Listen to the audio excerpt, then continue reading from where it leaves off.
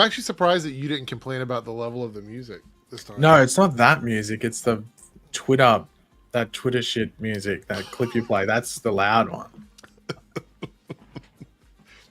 Is it like a jump scare for you? Is that what It's not jump scare. It's just like, hey, let me play some Startles music. you. Oh, it's on 100%. Ow. Like if you were holding a basket of food, it would just like fall. Like you'd be like, oh, and all your food would fall. Not in the medieval times. So I know the last time I was holding a basket of food. What is it?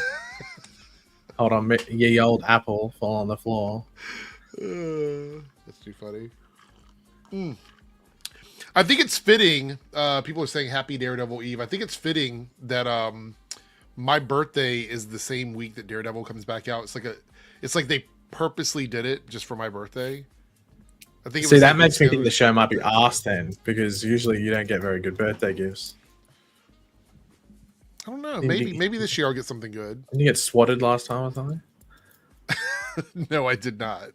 That didn't happen. Sorry. Speaking of, though, this week is the birthday stream on Saturday. So the goal today, everything that goes into the goal from last Thursday, today, and on the after party this week will go directly into the birthday stream. I'm going to go to the international market and try and buy some stuff that that I've never had before to try on stream. So that's what all the donations are going towards this week.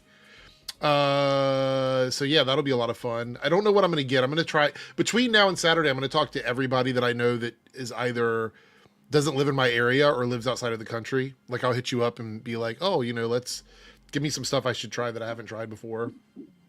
So, cause you used to send me those goodie boxes, but what I might do is I might go to the international market tomorrow, see what they have, and then let you know, and you can say, yeah, try that. Like write 5 things down or something. Yeah, something like that.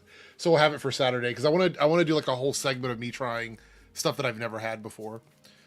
Also, I'm buying like a proper channel mixer for my microphone and everything, because I've been having issues with it.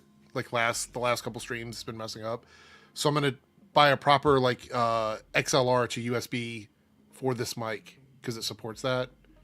So maybe my audio will be better. Maybe it'll sound like yours. Maybe it'll be as good as yours moving forward. I don't know. Mine's just USB as well, so I know what you've been doing to your one. Yeah, I don't know. Just finished Daredevil binge yesterday before Born Again starts. Yeah, I did mine already. I finished it up, I think, early last week sometime. I've heard that like there's no need for it. Like I've heard that it's like it almost feels like a different show. Like, I mean, maybe, but like I don't mind going back and watching stuff. Like I don't feel like it's homework or whatever. But I know some people are going to feel differently about it, and that's fine. It doesn't really matter too much, I guess. But does anybody in the chat? Okay, so we were talking about this before we went live.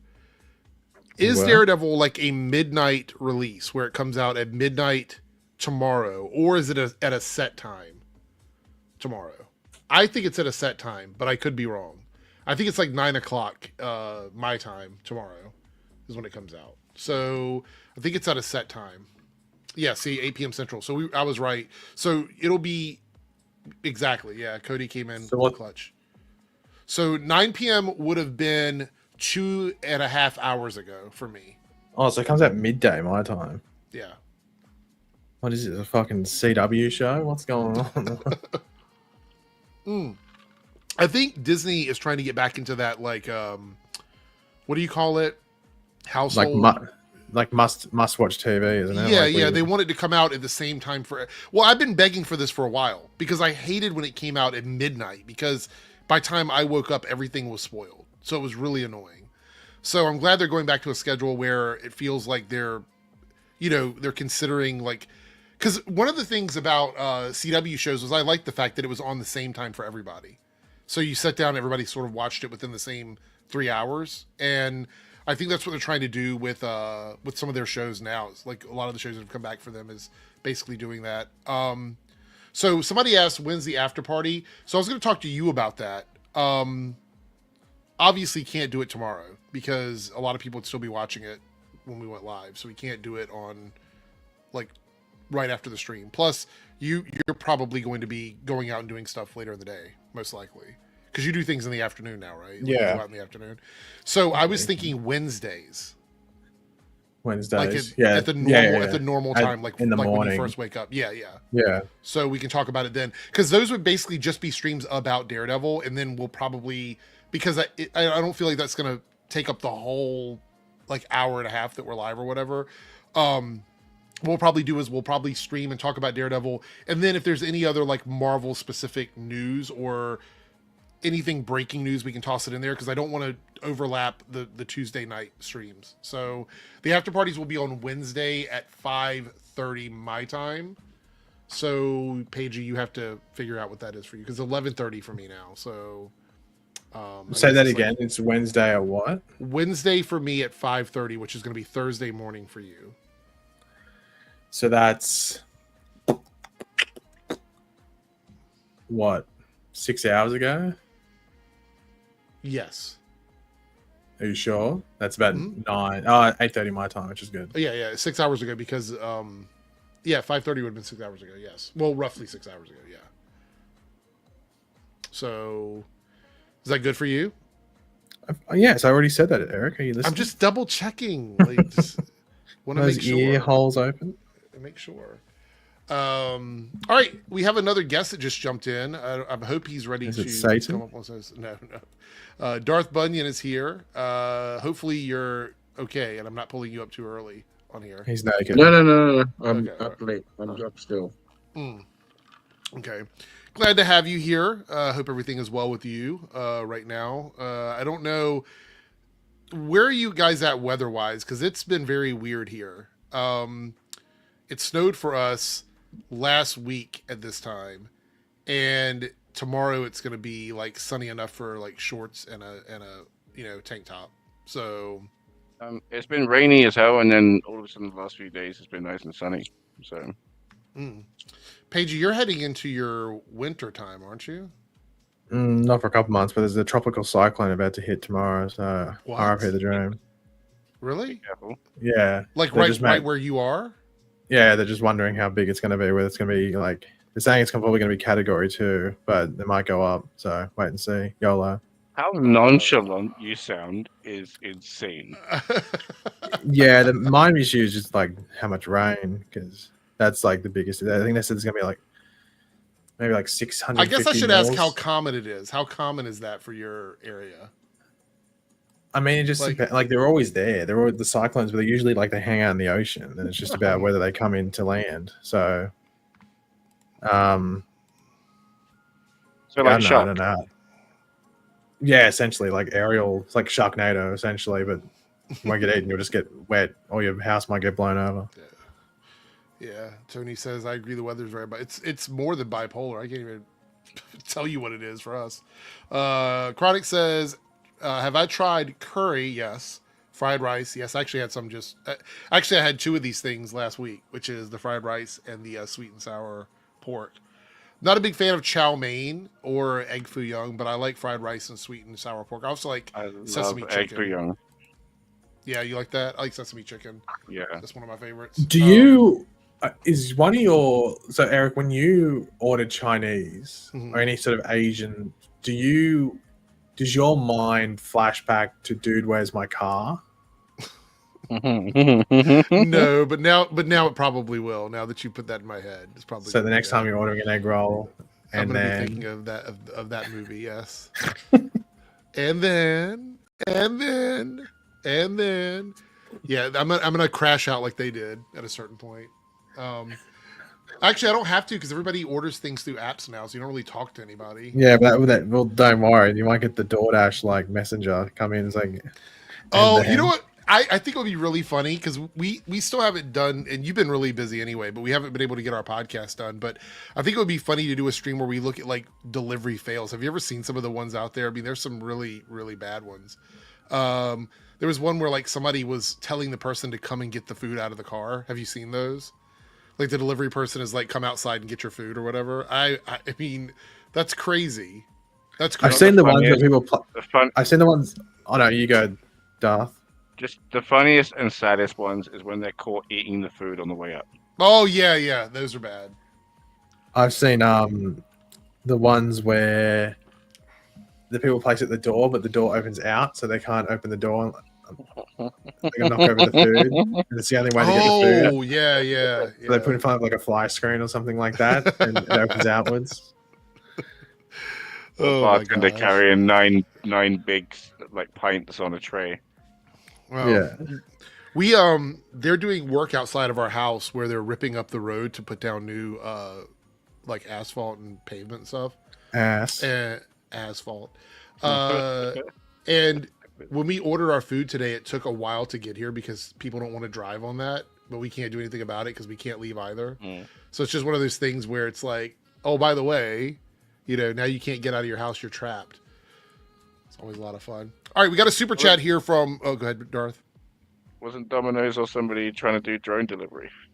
Oh, Domino's was, yeah. Well, they did it somewhere, like a test thing. I think it's in Texas. I think it's in Texas they do the test thing. It's a bit ideal. Look, I think in weather conditions where it's like snow on the ground and stuff, drone delivery would be perfect because then they wouldn't have to deal with any of that. But anyway, we're getting ready to do like a spring cleaning too. So we're gonna be Speaking of drones quickly. Speaking of drones, I purchased one, right, to help with my channel and my my videos. I bought it. I had it for 6 days, and on on go number 5, I broke it. Yeah, I have a drone in the same situation. I went and purchased one. How much did yours cost? Because they're not cheap. $460 in the catalog. Yeah. Okay. So mine was like around the $500 mark. This was like years ago. I went and got the drone. I finally got it up and running, which took forever because the things are overly complicated. Figured out how to fly it, and one of the blades got busted. So I ordered a replacement blade for it. It took weeks for it to get here because it was one of those things where they just didn't have it in stock, and I have not used it since. So it's one of those things where I spent all that money on, and then I didn't really use it for anything. So anyway. Yeah, I flew it into 2 lampposts, and then it died. Oh my God. That's crazy. So it's completely totaled, like you can't do anything for it. The arm is snapped off, and I need to get the drone. Oh, that's rough. Naruto here with the $5 super chat. Finishing up Daredevil, 5 episodes left, just stopping in to show support. Would you want them to bring back the OG opening? It pops in my head a lot. I actually love the OG opening for Daredevil. So yeah, I would totally be good with that. Thank you for the $5. Here's another Naruto super chat for $5, I guess, before he heads out. Paige, I started watching Apple Cider Vinegar. Funnily enough, a couple weeks ago, a doc popped up on my Netflix search for Insta's worst scam artists. I haven't watched that yet. Did you finish it, Paige? Yeah, it's only, I think it's 6 episodes long, so it doesn't take too long to get through it. Interesting. All right, well, I'm going to check it out. Enjoy Daredevil, and, stop in and watch the stream later if you get done, because I don't know how long we're going to be live. Lone Wolf here says, speaking of the super chat, I heard the OG tune is in it. Apparently it has a slight change, but very little to where it's not ruined. We'll soon find out. Yeah, I'm excited to see what they're going to do with that, because I do love the tune there. So Sheldor here with the $2 super chat. Could Spider-Man meet Daredevil one day? I think, did we talk about it last stream? It was either this last stream or the stream before last. The issue is that they can do it in animation like they did with the Friendly Neighborhood Spider-Man, because Marvel has the animation rights to everything Spider-Man on TV, but they can't do the live action stuff. So the only way that would ever happen is if they brought Daredevil into the movies, because then Daredevil could meet Spider-Man. But I don't know if I think and this is not, I'm not trying to be offensive towards you, Sheldor, but I think we just need to let the show come out and see where it is, like how good it is. I've heard really good stuff about it. Some of the complaints seem to be minor for me. Before we start worrying about getting Daredevil in the movies, because I think that's one of the things that people have complained about, is bringing characters from TVs into the movies. So I don't know if that's their highest priority, but I'm willing to wait and see what the character looks like in the new MCU version, because a lot of people were wondering if he was going to be doing a lot of the acrobatic stuff that we saw in She-Hulk, if he's going to be jumping around and doing flips and stuff. I thought that's fine. Do you guys want it more street level? Like, would you prefer for him to be more like Arrow, where it's just a lot of street level fighting like in the earlier seasons of Daredevil, or do you think they should get more like stylistic with the acrobatics and parkour and stuff like that? What do you think with Daredevil? Both, right? I mean, he can have both. That's the beauty of him. So you'd be okay with both of that then? Is what you're saying? Yeah, I think like it needs that because like you gotta have um like the hallway fights to appease the original fans, but then you have to have the acrobatics for him to fit in to the MCU and the new style that he's going to be entering. Hmm. Let's see here. What is this? What is this stream boss thing on my screen? I don't know what this is. I just noticed it.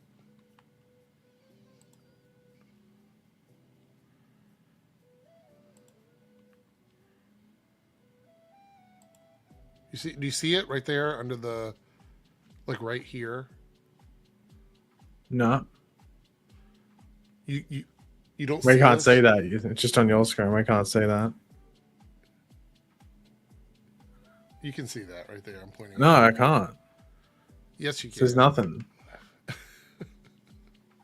What are you talking about? There's nothing there. Yeah. Stop gaslighting me. I'm What trying to figure do you out how to mean? turn There's it off. nothing there. I don't know how to turn it off. I'm just gonna make it invisible. Well, it was already invisible. Oh, that thing. Yes. Yeah, there was nothing saying stream boss. It was just a picture of your head. Well, that was the name of the element. I didn't know what it was. Oh, That's well why I was then you asking. gotta give us extra context, Eric. What are you doing? I'm guessing it's something for Twitch. It just doesn't work on YouTube.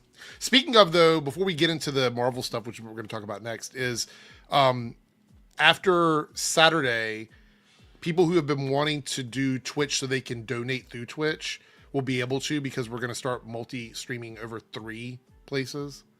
So that'll be starting probably not the first week after my birthday, but the Thursday after my birthday. So like the Monday, but the Thursday after my birthday. So, but we'll see where we go there.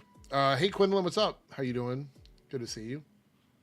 Hey Staggervore, good to see you too. All right, so let's get into these leaks. So we have a bunch of like a massive leak. Now, before we start talking about this, do you guys think this was done on purpose? Or do you think this was like, some people are claiming this was a PR thing. They're trying to build hype for the upcoming movies, but I don't know if that's true. I think it was just an oversight, but I could be wrong. What do you guys think about that? What's the leak about? The Marvel artwork that leaked, basically.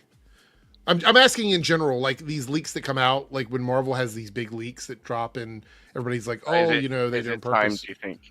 Yeah, like honestly, I think everybody's kind of 50-50 on Doomsday because, like, yes, Robert Downey is like a draw, but is it enough? Do you know what I mean? Because there's a lot of people that are not superhero fatigued, but MCU fatigued, right? Because there's a formula that everybody's seen nearly 30 times over. And then while they try to do new and different things, it hasn't always worked for everybody. Do you know what I mean? Right. So yeah, I think it is timed. Same with the Tom Holland stuff. Do you know what I mean? Like, how many times can that really happen? Yeah.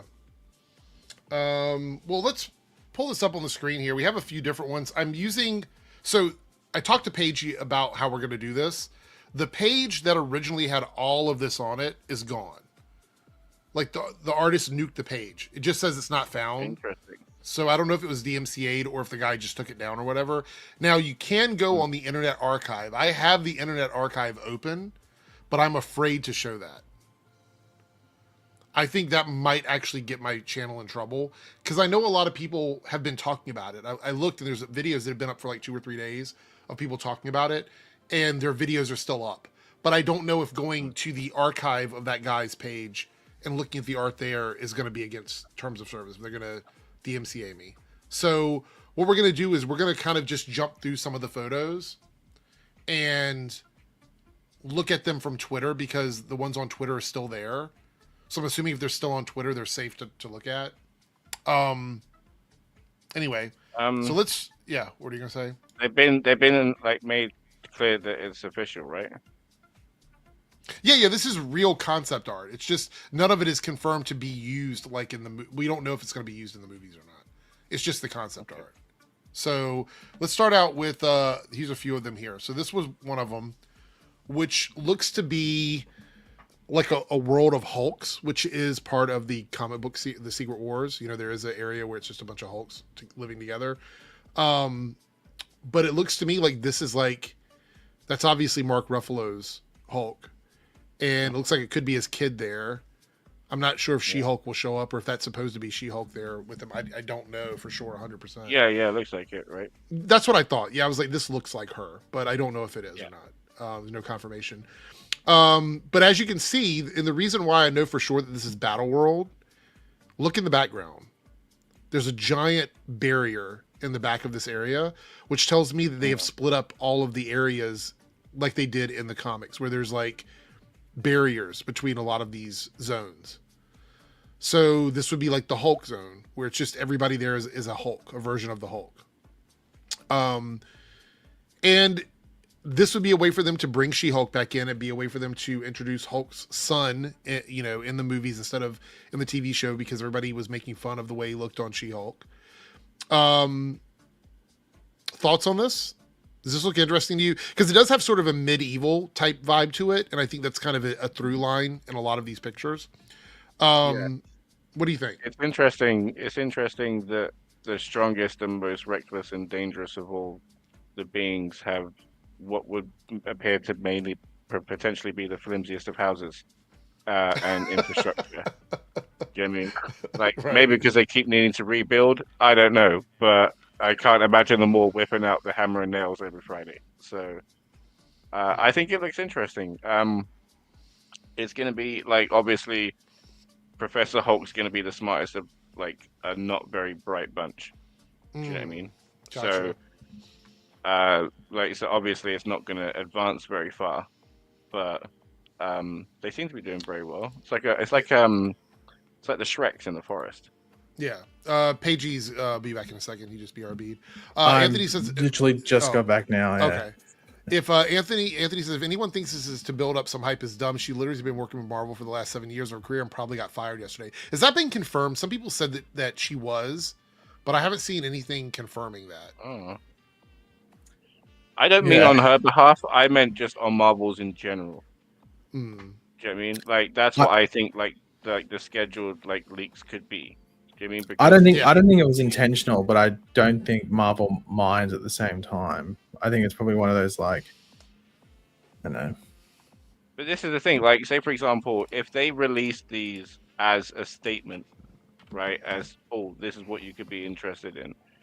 I think a lot of people would act just inherently more negatively than if it was like scuttlebutt and rumors and people working things out and puzzling and everything else that comes with that. Do you know what I mean? I think it makes it more fun and engaging for everybody. So who's to say, you know? I also want to point out, before you look through any more of these, I want to share some stuff here. So this is some of the concept art for Thor: Love and Thunder. So I just want to point out that concept art does not necessarily equal what something's going to look like when it goes to film. It's literally concept. So we got this here. This was also from Thor: Love and Thunder. This was also from that. So there's a lot of stuff that show up in concept art that doesn't make it to the final product. And so I just wanted to be very clear on that. And we've got some more like stuff that wasn't used in concept art. So here's another one. So this is what looks to be the proto Young Avengers, whatever they're going to be called, champions, whatnot. And it looks like Wong is there sort of overseeing them. We have Star-Lord, which we knew Star-Lord supposedly was quote unquote coming back at some point. Not with the Guardians, because a lot of those characters have moved on. So it's just Star-Lord. So it seems like according to this concept art, he was going to be grouped into whatever the Young Avengers was going to be. Which he still could be. Like that could still be the plan for the characters to come back and be like one of the mentors for this group of heroes. And we have obviously Hawkeye. We have, I guess Cassie is whatever her code name is going to be here. We have Speed, we have Wiccan, and we have Ms. Marvel with some other random characters just around the background. Kind Thoughts on this one? Isn't that the thing from Eternals? What? The green thing. It's not Speed, isn't it? The green thing from Eternals. No. That character. Right. Sprite's no. Sprite's not. I don't think Sprite's ever going to come back. Sprite doesn't have powers or anything anymore. Oh, she's gonna be back in Eternals too. But isn't that the character though? Isn't that the? No, I think that's supposed to be Speed, right? Wiccan.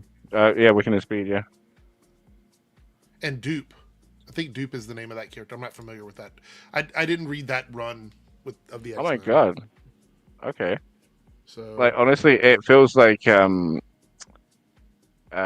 Quill's been put there as a joke. Do you know what I mean, like he's just hanging out in the back? It's like he weren't meant to be there. He's just like sliding in the picture. Maybe. I mean, would you be against him being a mentor for the Young Avengers? Do you think that's a good spot for him, or do you think that he's not the right person for that? I don't think he's anywhere close to the right person. What about you, Paige? Do you think Star-Lord should be telling people how to be superheroes? Well, probably not. But... I mean, keep in mind, he was the reason why Thanos got away when they almost defeated him. It was his fault. So,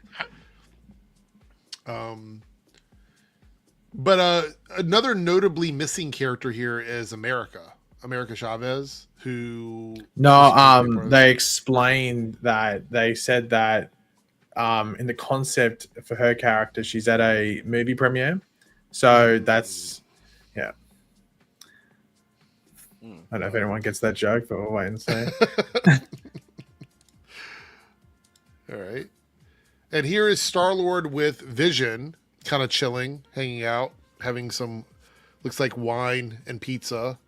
And not in the medieval times. Like, yeah, it's from the two pictures, it seems like Star-Lord was, at least in concept, supposed to be a big part of the story.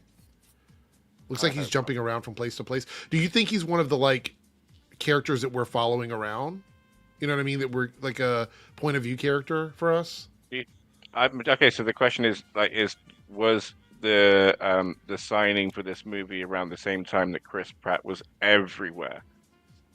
Do you know what I mean? Because then, if so, yes. Well, recently they did I think they asked him a question about coming back, and he made it seem like he was coming back. So I'm wondering if he is. Because keep in mind, I think Chris Pratt is still, as far as I know, a pretty big box office bet for, like, if they're gambling with actors, he's one that's been in a lot of billion-dollar movies.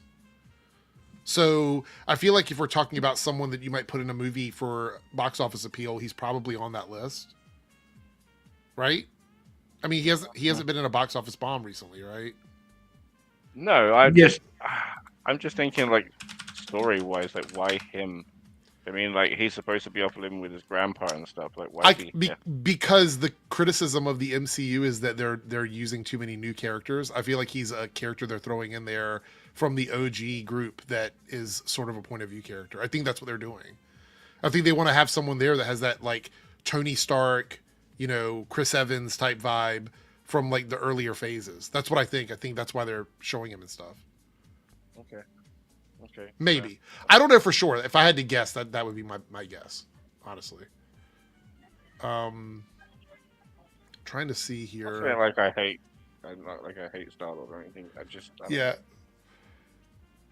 Yeah, I mean, it looks like everything that he's been in over the last 5 years or so has been pretty well received. So, and most of them have been financially successful movies. So, I feel like that's a pretty good shot for him to get into all this stuff. But, I mean, do we feel like so real talk on this. Do we feel like we need Star-Lord back in the new stories? And without the Guardians of the Galaxy, I don't know if I give a fuck about Star-Lord, to be quite honest. You know what I mean?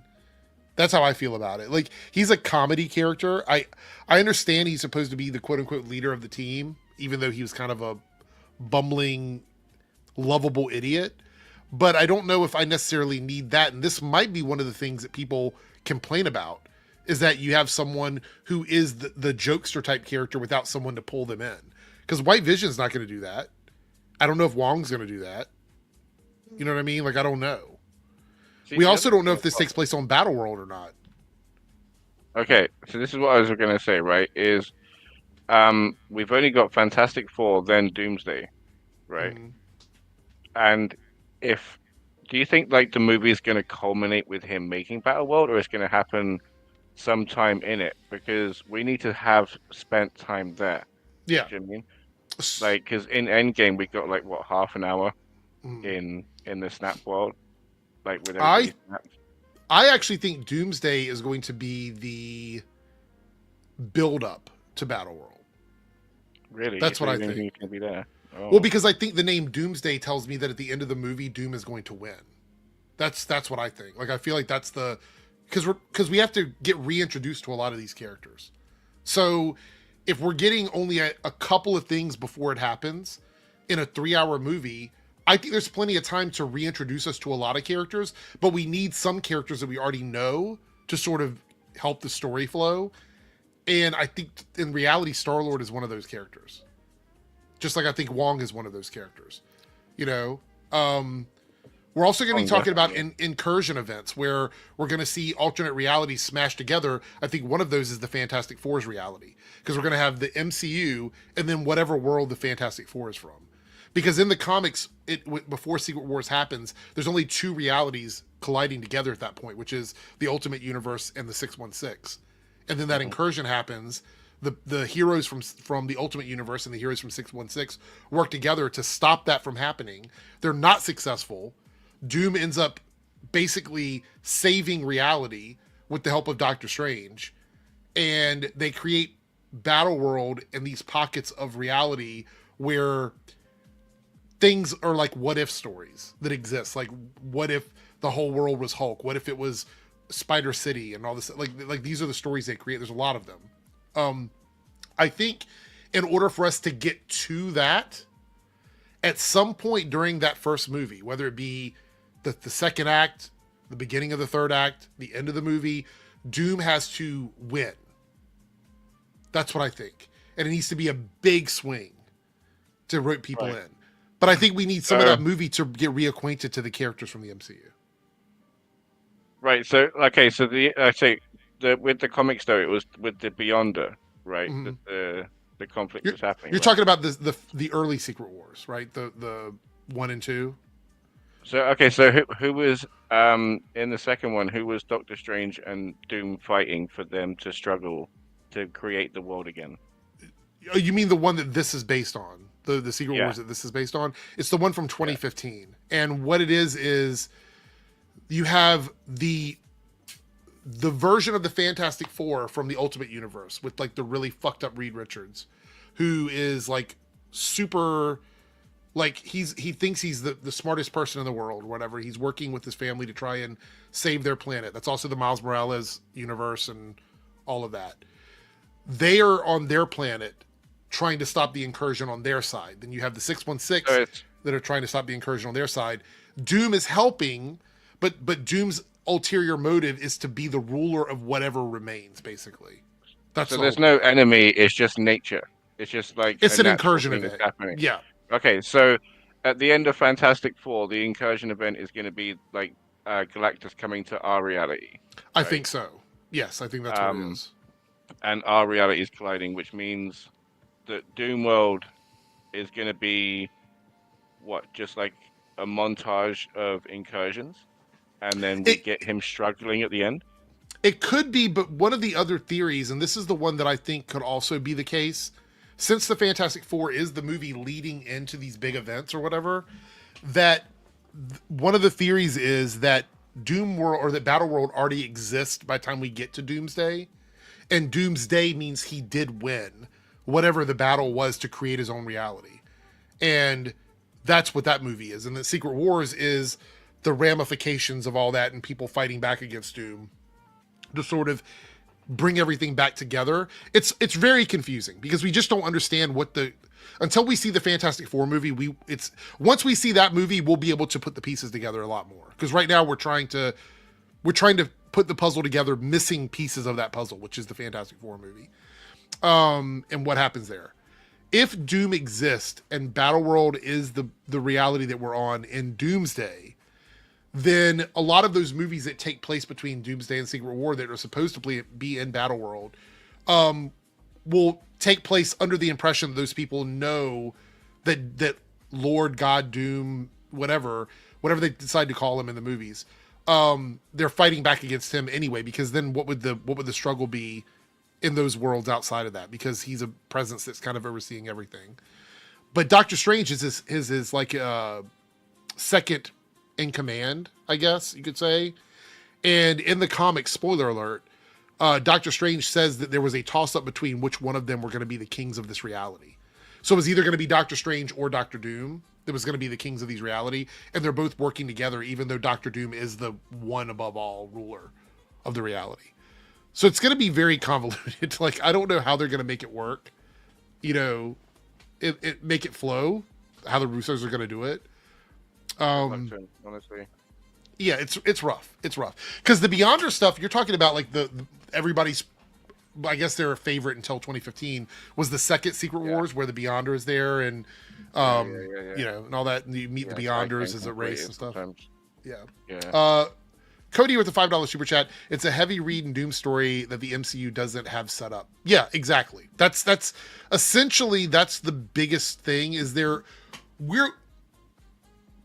don't want to say we wasted time, right? That we wasted time with all the stuff that we've been doing, you know, in the MCU up until this point. But bringing in the Fantastic Four and then immediately going into a Doctor Doom storyline, I don't think that was the original plan. I think Kang was the plan, and Doom was going to come later, so they could establish like a relationship between Reed and Doctor Doom. This feels like they kind of jumped ahead, if that makes any sense.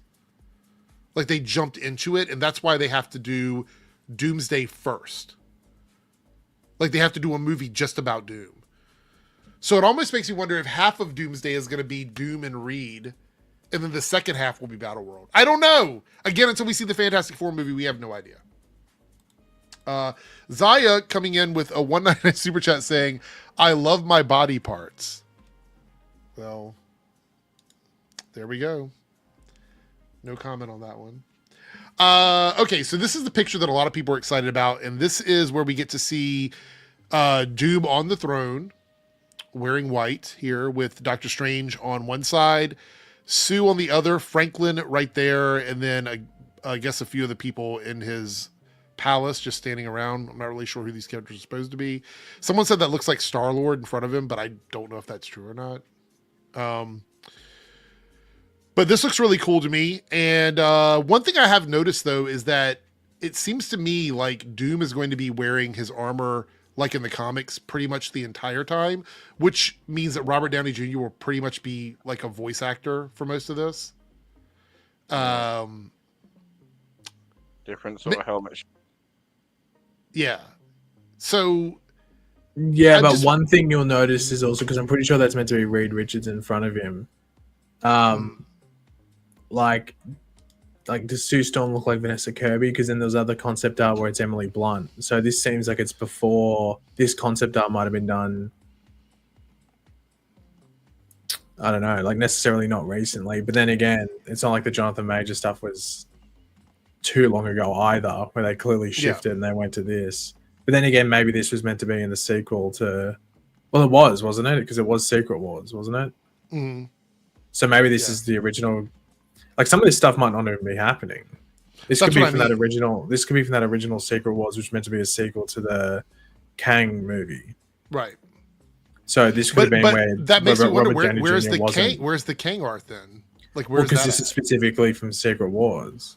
Right, but there's missing well, they could have. Well, they might still use some of this concept art, but then I guess all that Kang stuff was decommissioned when they scrapped that. So it just gets, this artist just wasn't on that stuff. She wasn't working on Kang. She was working on Secret Wars. Trying to find, there was a shot of Doom. Here it goes, right here. This is the one. This is a great shot. This is a great shot. Like, anybody that was concerned, if this is the vibe of their Doom, even if they make small changes to it, if this is the vibe of their Doom, they nailed it. Because I see a lot of people mad. They're like, Robert Downey Jr. is going to get to play a version of Doom that looks badass, but it's RDJ, and, you know, obviously they're going to complain about that. But I think this nails it. Like, we've talked about the other Dooms that we've had. This nails Doctor Doom, to me. Any thoughts on this concept art at all? I share the sentiment. again wish Robert Downey was doing something else in the movie. Like, if you're going to bring him back, just do something else. So my assumption is we're not going to have Iron Man anywhere, right? We're not going to have a Tony Stark anywhere in this movie. Well, it depends. Is it meant to be multiverse, or is it meant to be just to take on? Well, on Battleworld, there's multiple versions of the same character. Yeah, but this none of this concept art says that that's exactly what they're doing. Right. So I'm wondering if we're not going to have an Iron Man because he's not dead. Going to exist. Yeah. Yeah, because he already is. Yeah. So I've got Riri Williams. So. But she wasn't in any of the concept art either. So she wasn't. They might have thought a show would have got delayed again. I mean, maybe she wasn't in the Young Avengers concept, so that's interesting. See, I'm trying to find here. We had some Fantastic Four stuff that popped out. That doesn't sound good. So here was some of the stuff that they had for the upcoming movie. It looks like Franklin will be a kid in the movie, or she's going to be pregnant at some point. I think all these costumes are fine. I don't have an issue with any of these. Here's the different versions of Herbie, which it looks like there might be more than one. Like, it might not just be one thing. Like, Herbie might be a series of robots in the movie. Here's a shot of them here. Now, again, I don't know if this necessarily looks like the actors. That doesn't look like Vanessa Kirby to me, or Pedro Pascal. Does it look like them to you?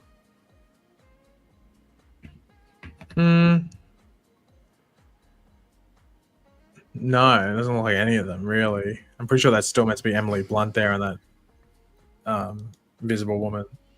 Now, this does look a bit more like the... That looks like Pedro Pascal. That looks like... That baby looks messed up.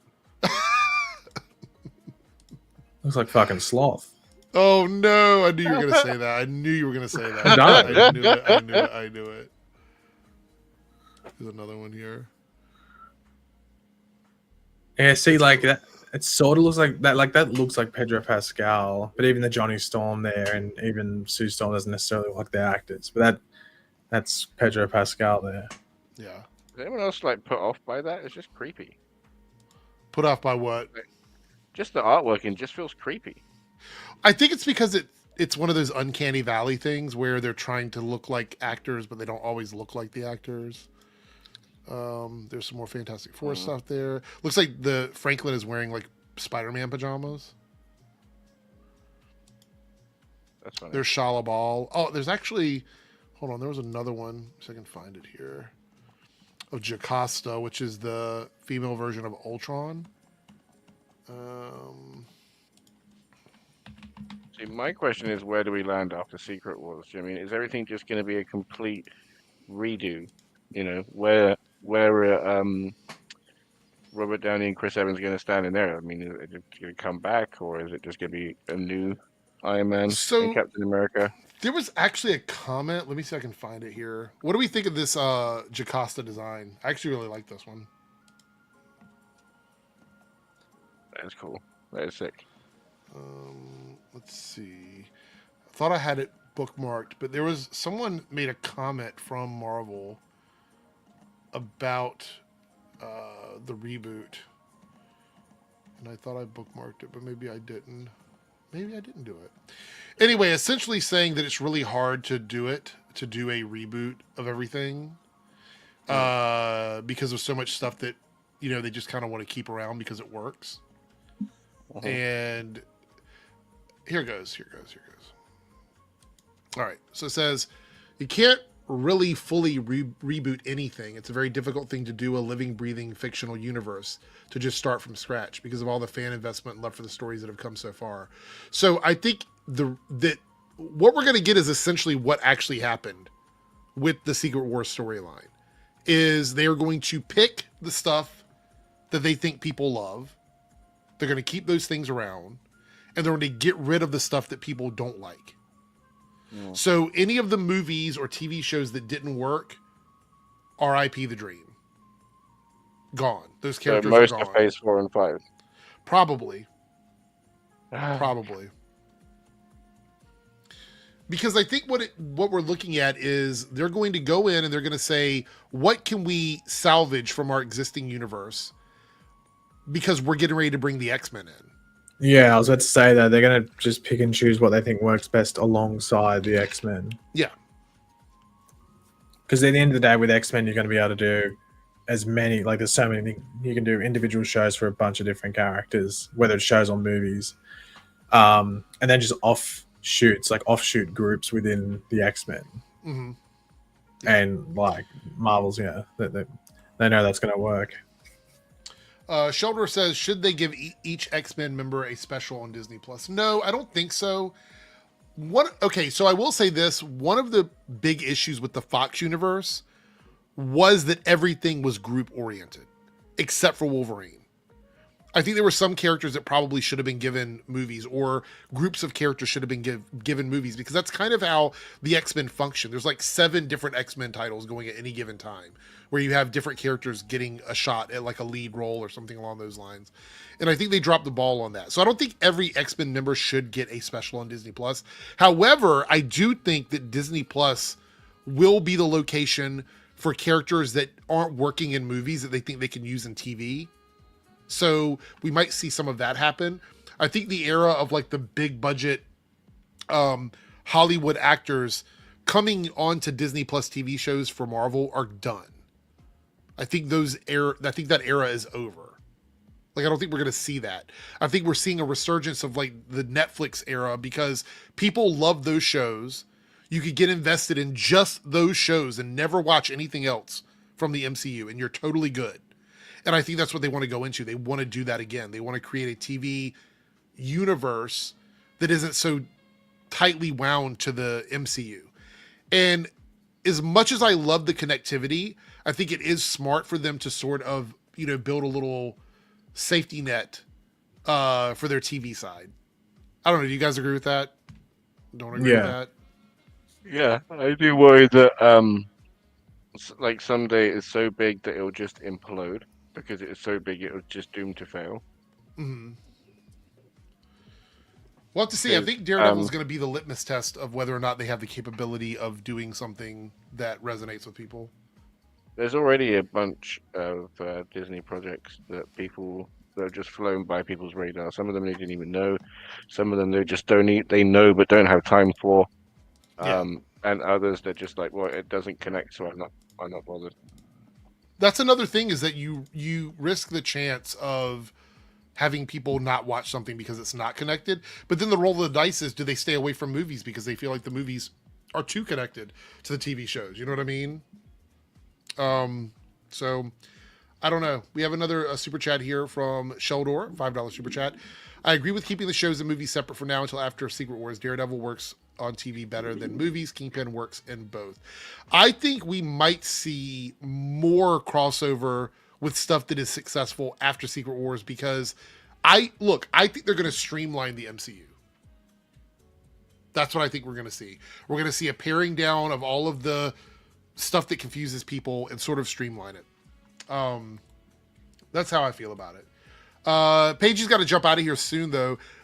Paige, before you go, give your thoughts on like the idea of a soft reboot. Like, how do you feel about this? Because it's kind of what the DCU is doing at the moment with James Gunn and stuff, and some people don't like that. Do you think this is a good idea, bad idea? What do you think? I think I think Marvel's at the point where it sort of has to do a bit of spring cleaning, but they could do it in a much cleaner way than DC's doing. DC's like doing it like almost like an email where it went to everyone's junk folder or something like that. But Marvel could do it where like you're doing a group-wide conference PowerPoint and doing it slowly so everyone understands. Yeah. In these 2 movies, like you understand when you're watching Doomsday that's the thread that like this multiverse thing is happening, and then Secret Wars you make it pretty clear that you're entering a new thing where things are going to change. Yeah. And both of those movies are probably going to make $2 billion. So Marvel's probably doing it in a way in which, but they've built up. Obviously it's different circumstances and different situations that both companies are in. But Marvel should hypothetically work better just because of the nature of it's got 2 films leading into that reboot. It just depends how much has changed and whether people vibe with the change. That's the only thing. Like, do people do they do something where people don't like it. Like they remove a character, like, hold on, we like this character. But then again, like you're saying, like they probably looked at what's worked and what hasn't, viewership wise, box office wise, and gone, okay, people aren't digging this, but they're digging this. Yeah. So it's like, well, if you like this character, you should have, maybe more people should have watched the goddamn thing. I agree. I totally agree. I want to point out that also Captain America: Brave New World is still #1, 3 weeks in the box office, not making as much money as I think the studio wants it to make, but still in first place. So it tells me that people just aren't supporting movies right now in general. It feels like, especially in the United States, domestically, we're not seeing those big numbers come up. It seems like things are doing better in other countries right now in terms of support for movies. A lot of that has to do with a bunch of stuff I think talk about. I think Marvel just read the room wrong when it comes to February releases, and they took Black Panther and Captain Marvel and went, oh, well, they made a lot of money, but they were before Infinity War and Endgame. I'm sure Black Panther still makes a lot of money, but it also got boosted a bit by the fact Infinity War was literally coming up and Black Panther was in that trailer a lot. So would you say that they should have been locked in a little bit more into like what people want to see instead of like just assuming that everything is going to do well? I think you just got to pick and choose where something goes. Like, release is so important. Like, it's putting a Christmas movie in March. Like, what are we doing? Like, you don't put a Christmas movie in March. You put a fucking like a scary Halloween movie, like one that's literally set on Halloween, or do you put it in April? No, you put it in October. Yeah. So that's where like that you need to, you got to pick and choose. Like, I'm sure next year, like, is there a movie set for February next year? They probably don't, knowing them. They could have easily just delayed Captain America. I don't think so. I think the next movie is going to be the Doomsday movie. It's Fantastic Four, and then so there's nothing in February. So it's pretty much almost a year gap between movies. Which is honestly, I think it's fine, because we're going to be getting like a lot of other random projects between now and then. But the reality is, if they want to get these movies out, they would have had to been working on it already, and there's nothing in production at the moment they could throw out. So that's it. It's Fantastic Four into Doomsday. It's pretty much the way it's going to go. So anyway, Anthony says soft reboot makes sense. That's all. Member for 54 months. Thank you so much, Anthony, for the support. Soft reboot I think is what works. Lone Wolf says, wait, are you taking donations through Twitch as well? Looks like Twitch on your screen. I am using OBS right now to do this, which is why I will be starting again in like a week. I will be streaming through Twitch as well. And people that want to donate through Twitch donations, like through PayPal and stuff, will be able to do that. So I'll let everybody know, though, the week that happens. Do you have to dip out, Paigey, or no? I'll go down a couple minutes if you want to. Okay. We'll do one more super chat. Screwface Capone, $5 super chat. I'd rather see less projects that depend on each other along with separate animated universe, kind of like DC's animated universe. So I agree with this. I think that there was a simplicity to the earlier phases. Would you guys agree with that? I feel like it was like the line was easier to follow, I guess. 100%, yeah. Because it was just watch the movies and then eventually you'll get a big movie. You know what I mean? That was sort of where it was. I think ultimately the fatigue thing is confused with what's actually happening, which is just audience confusion. I think there's too many things happening. It's like watching a magic act, this hand over here is doing one thing and this hand is doing another or whatever. And people are getting confused a little bit. That's what I think personally. I don't know. Is that right, wrong? I would agree.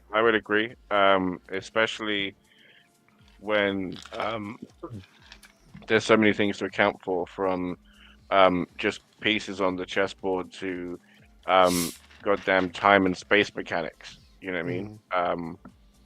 So I would 100% agree. I would even go far as to say that they should have a flowchart on their website, or even, I mean, I know they got you can watch them in order on Disney Plus, which kind of helps some people.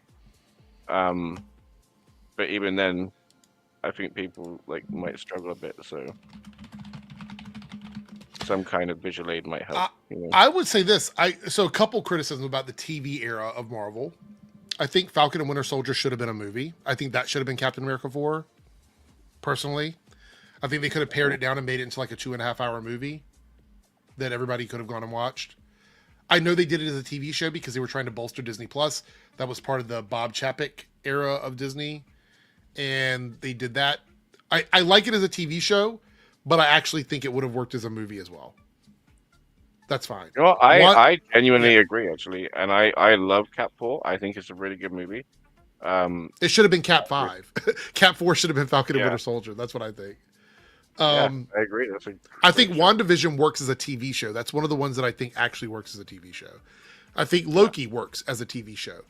And She-Hulk works as a TV show. I think, for me, the TV shows...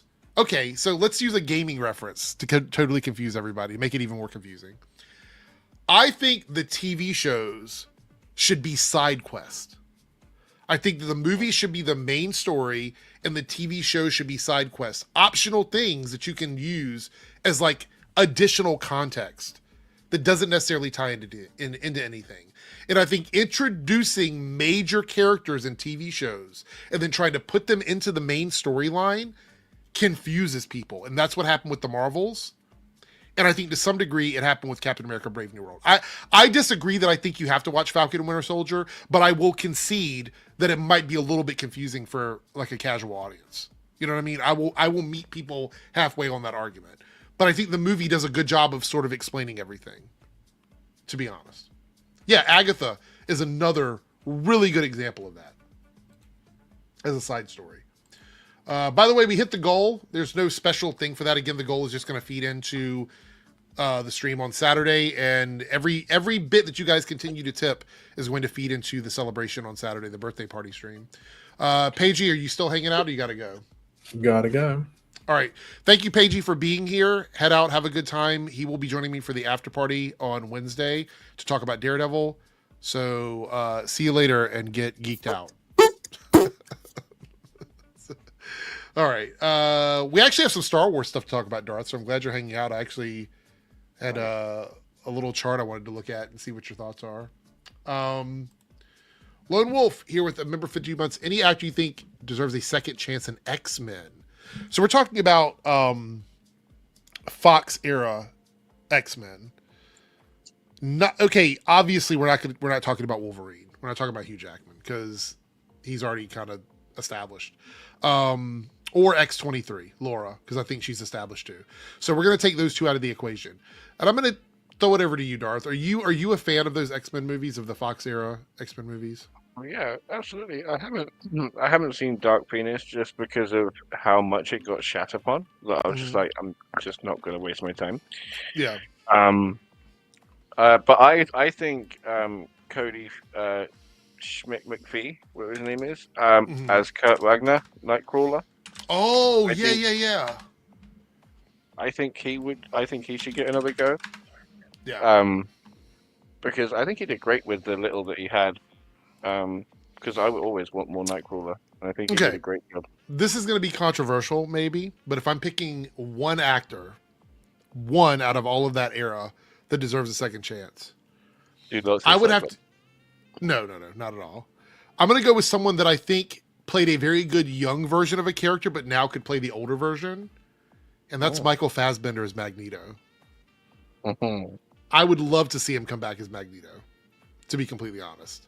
I think he did a great job playing a younger Magneto. And as he's gotten older, I think he could do a good job of playing an older Magneto. So that's my opinion. Like, I think he's the one person that I'd be totally okay with him coming back and being a part of it. But your option is good too, because I think that second X-Men movie got everybody excited about Nightcrawler, and then we saw him later on, and he had the opportunity to play that character in a younger setting. Really got people excited about Nightcrawler. So, yeah, I think Michael Fassbender could genuinely happen.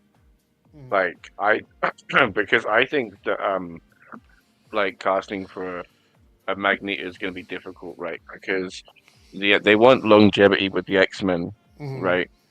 But then you want it to be like age appropriate and for it to make sense, right? So like, do you think they're going to go like for a 60s plus Magneto and Charles, or do you think they're going to go like late 30s, 40s, and they're actually going to deal with teenagers?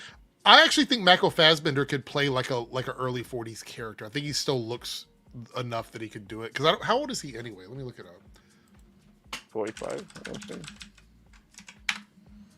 He is 47. So yeah, he could do that. But they could also, if they dyed his hair white and gave him like stubble and stuff, they could do the older Magneto with him pretty easily too. So I feel like he'd be okay with that. I don't know what route they're gonna go with, like a soft reboot or whatever. That's the in thing. terms They, of the like, X-Men they and have everything. such Yeah, go ahead. limited options because it's basically here's a bunch of worlds squished together, so you're gonna basically just get the same characters but rebooted like in a different actor skin. Mm-hmm. Yeah, With, I don't know. Yeah, it's gonna be so weird. It's gonna be so weird.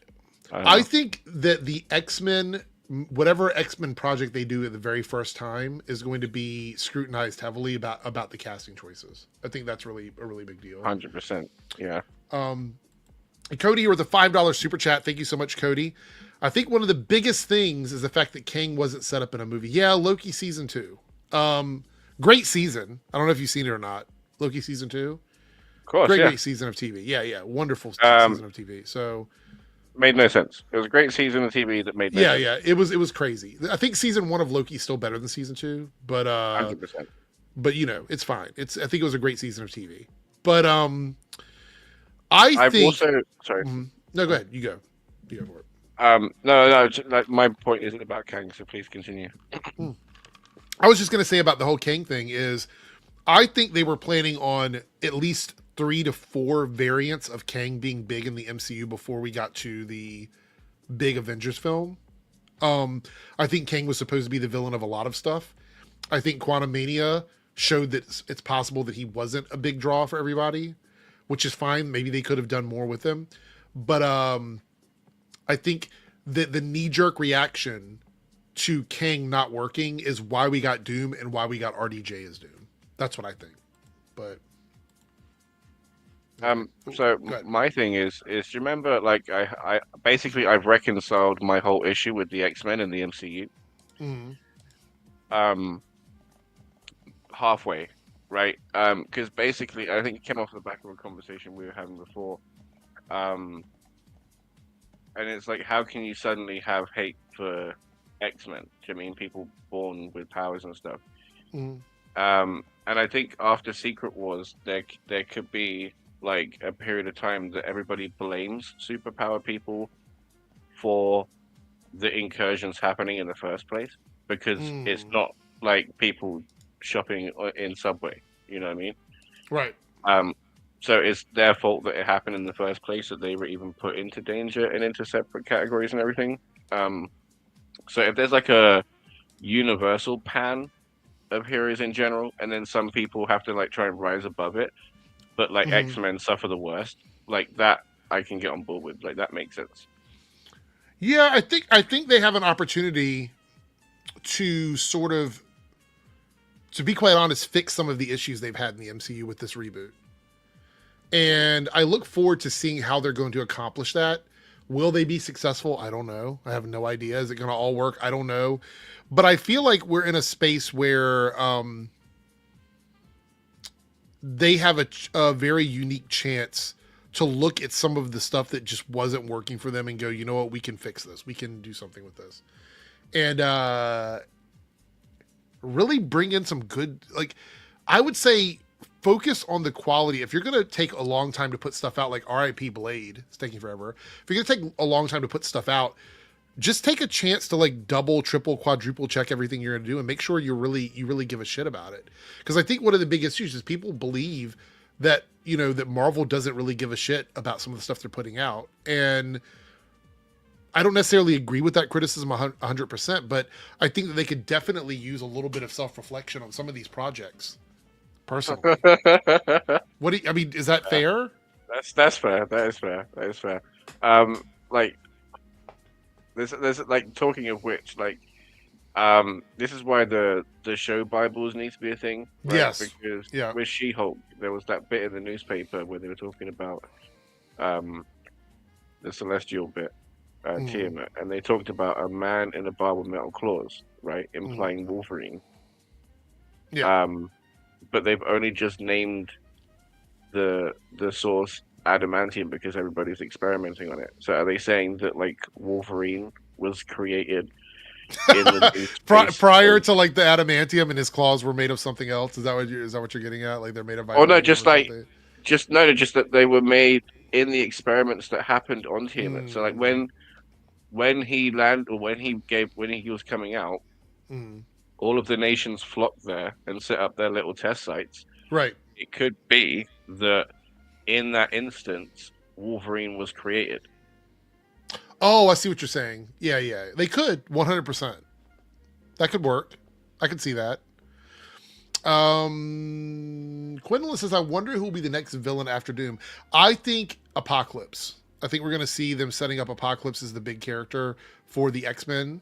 And they could definitely pull in Avengers to face off against Apocalypse, as supporting characters in that.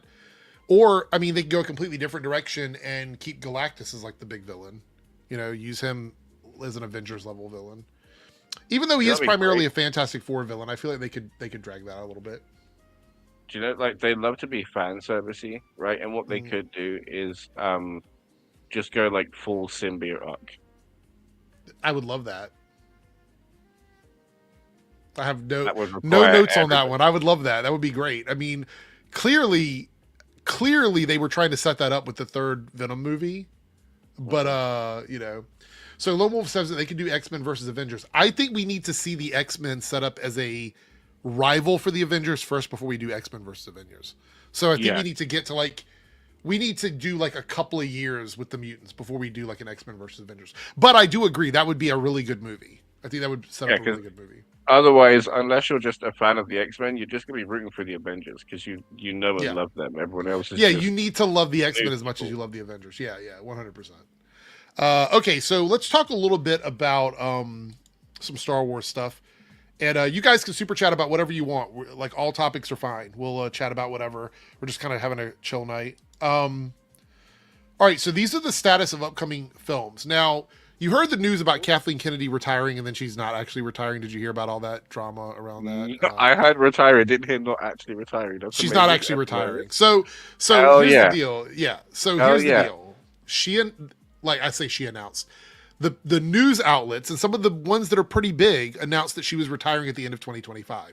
And so they were coming up with like who they think could replace her. They dropped obviously Dave Filoni, Jon Favreau. They even said Kevin Feige, J.J. Abrams. They've dropped a bunch of names.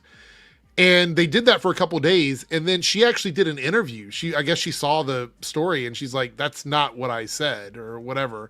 So she did an interview, and she said that there are plans for her to step away from like the lead position at Lucasfilm, like not doing that anymore. And then that someone's going to come in and take her place for that. But she's still going to be working with Disney and Star Wars and all that, making movies. She said she'll make movies until she dies. So she's still going to be a part of that.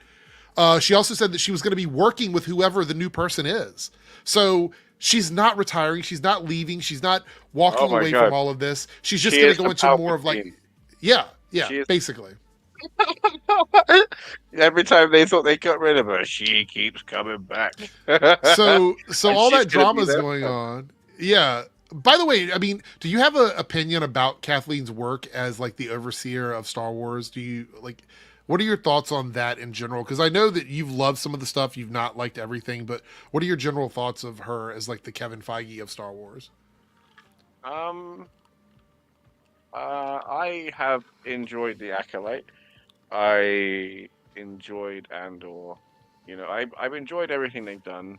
Honestly, like the movies, they had their own problems. Do you know what I mean? We all know the shuffling around of divisions and directors and everything else, so like that speaks for itself. But everything else, for the most part, has been like a solid win. I mean, there are some things that I would change, but that could be said for any creative project. 100%.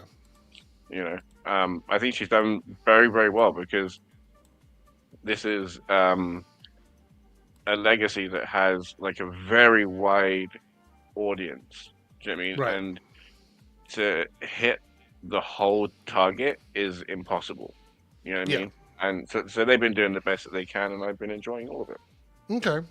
Before we get into this, though, we do have a super chat from Crazy Cat Lady. Good to see you, Crazy Cat Lady. $5 super chat.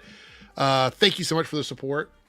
Daredevil Born Again soon. I had feelings that the Tiana cartoon was going to get canceled because we had nothing about it recently. Yeah, so we're going to talk about the Princess and the Frog thing with Disney. That's the next thing. We're going to go from that and this into that. So yeah, we'll get there. But thank you for the super chat. And yeah, it looks like Disney is shifting some of their priorities for streaming stuff, which we're going to talk about that when we get to that story because I have my thoughts on that. But let's get through this first. So these are status of upcoming films from Star Wars, and I don't know if we have a lot of news on the shows particularly, but these are the movies. So Simon Kinberg's Star Wars trilogy. Simon Kinberg will write all 3 films, which are expected to be introducing new characters. An original story will be a new saga that moves us into the future. What do you think about this? Are you a fan? Are you familiar with Simon Kinberg's work? And what do you think about this? Okay, so I'm going to tell you some of the stuff. Let's see. Simon, because I know Simon did some stuff that I loved, but let me see what everything else he's got under his belt. So, ironically enough, he worked on Dark Phoenix, just so you know. So there was that. Oh, gosh. Yeah. Oh, gosh. So he was the producer for most of the X-Men movies from the Fox era. Oh, and he was a writer on a few of them, like X-Men Apocalypse and Dark Phoenix. So there's that. Oh, okay, the 2 iffy ones, right? Okay. Yeah. So that's kind of what his background is. The issue is like when it says the new saga that moves us into the future, right? How much of it is going to be like his vision versus like the creative team at the like you mean as the producer of it, like the person overseeing it? Yeah. Like how much creative control does he have? Is he just writing and directing? Is he like you say producing the whole thing? Because a different answer leads to a different movie, you know. Right. Which, depending on what answer it is, depends on how skeptical I am. There are many different avenues in which Star Wars can go from now. Whether it's incredibly Jedi light, whether it's incredibly Jedi heavy, like mixed. It could just dispose of the Force completely for a while and leave that to the shows and other movies. It really depends. Everybody's vision of Star Wars is different. Some people is the like the dusty kind of broken aesthetic. Others is the fall of the Republic or the High Republic era. I mean, everybody's is completely different. So obviously that's what he's going to be getting. But then, like, say with like the Skeleton Crew, with that just happening, there's basically like a boon. By the way, I fucking love that show. I love Skeleton Crew. So good. There's a boon of credits for the New Republic, right? The issue is that also has to tie into episode 7, 8, and 9. Do you know what I mean? So like, the whole thing's as convoluted as the goddamn MCU. BTM Reviews, good to see you. Good for you to be here, man. I need to make it back over to your neck of the woods soon. Haven't had a chance to stop in, but good to see you. All right, so we have Mandalorian Grogu. Now, this is wrapped filming and releases on May 22nd, 2026. We got Pedro Pascal, Sigourney Weaver, and Jeremy Allen White. I mean, I like the Mandalorian series. It's pretty. I have more positives than negatives when I think about it, so I think this is good. I don't know if this means we're getting another show with these characters, or if that's it. If this is the wrap up for the story, do you know anything more about it? Chat, do you know anything about it? I don't know. No. From what I understand, this was replacing another season of the show. Apparently, I know there's another one coming. There's still another season coming. Oh, okay. I'm sure of it. So here's the question: Will this translate better than the MCU stuff? Because this is taking a TV show and turning it into a movie. So is this going to translate from TV to movie? This is a big roll of the dice. It depends who's doing it, right? Because if you look at so this is the thing, right? So with season 1, episode 1, you have like a whole Western feel, right? But then when you get to season 3, it's more of a ensemble kind of caper kind of feel. Do you know what I mean? So it depends what they're going to do and how for it to translate. Yeah. But Grogu on himself is a massive draw for adults and children alike. And for them to be able to bond over 90 minutes to like a little bit longer over the little green guy who's going to be in most of the movie. I want to say like $1 billion or whatever because like the whole movie. So you think this is going to break that curse of like TV to movie? You think this is going to do that or 100%? Yeah. Okay. Yeah, I have big faith in these two guys. Like honestly, even people that like aren't fully into Star Wars carry around that goddamn Grogu doll. Like he's everywhere. So Ace of Card here says, I want Kathleen to leave. First off, not because she's a woman. Well, whenever somebody prefaces it with that, I'm like, is that just like it's just one of those things where it's like I'm not punching you because I hate your face. I'm punching you for another reason. Just kidding, Ace of Card. Because she is not creative. She just the person funded the project and that is all to her. She's just a money person. I would say if you look at the track record of Kathleen Kennedy's work and you think that she's not a creative person, I think you honestly just need to go back and double check your thoughts on that, because she's been a part of some of the biggest cultural things of our time. Most of the nostalgic stuff that we think about now when we go back to the 80s and stuff is stuff that she worked on or she had a part in. You don't have to like her. You can say, I don't like her work. That's why I asked Darth what he thinks of her, because I agree with that. But I do believe there is a lot of sexism involved with the hate of Kathleen Kennedy. I just think it is, because you look at, so I would say Kathleen Kennedy is the equivalent of where Kevin Feige is, right? In Marvel, she's the one putting together all these things at the top end. And when stuff goes wrong in Marvel, you don't see fire Kevin Feige. You know what I mean? Like I don't see any movements like that. Are there people that say that? Of course there are people that say that. But I don't see any big movements like that. Like this Kathleen Kennedy hate has been something that is, I called it like an outrage, a foundation of the outrage content. Like it's one of those things where it's like evergreen. Like you can say it over and over and over again, and people have. So I think it's just one of those things where, do people truly not like Kathleen Kennedy, or do they not like her because they've been told not to like her?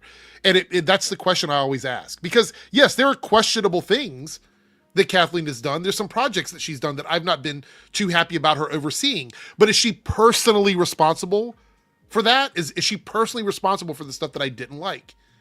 I don't know how to answer that question, because maybe she had something to do with a lot of it. Maybe she didn't. Maybe she was giving creative people space. That's what we want, right? We want directors and writers and creative people to have the opportunity to make the things they want to make. So if somebody gives them that opportunity and says, here, you can do that, and then it fails, do you blame them because they failed, or do you go after her because she said it was okay? Like, it's one of those complicated scenarios where I don't know if there's a definitive answer about it. I think Kathleen Kennedy has overseen the most profitable Star Wars trilogy, which is a sequel trilogy, which is a $4.4 billion trilogy. So if we're arguing that money is the driving factor in what the studios want for their IPs, she box checked. So then if we're going to argue it's about the quality, then the money can't be a factor either, because then you're talking about a different metric. So it's one of those complicated conversations where it really just comes down to personal opinion. And at the end of the day, that's what it should be. It should be your personal opinion. I think these campaigns to get people fired, which, Ace, I'm not saying that you're doing that. I want to reiterate that. I'm not saying that you're part of that. But these campaigns online to get people fired because you don't like something they're doing is crazy to me. It's just crazy to me. I can't get on board with that. Anyway, let me get off my soapbox. All right, let's get back over to this. So we have the new Jedi Order, which is the Daisy Ridley one on its fourth writer. Right. So this is what I was talking about, right? Okay, go ahead. Say what you got to say. Basically, like, this is what I was talking about, like the separation and distinction of what people think Star Wars is. Because up top, you got Simon Kinberg doing the new trilogy. Mm-hmm. But then you also got a separate trilogy movie, a separate the new Jedi Order is a movie, not a trilogy, right? You don't think it's going to be a series of films with Daisy Ridley in it?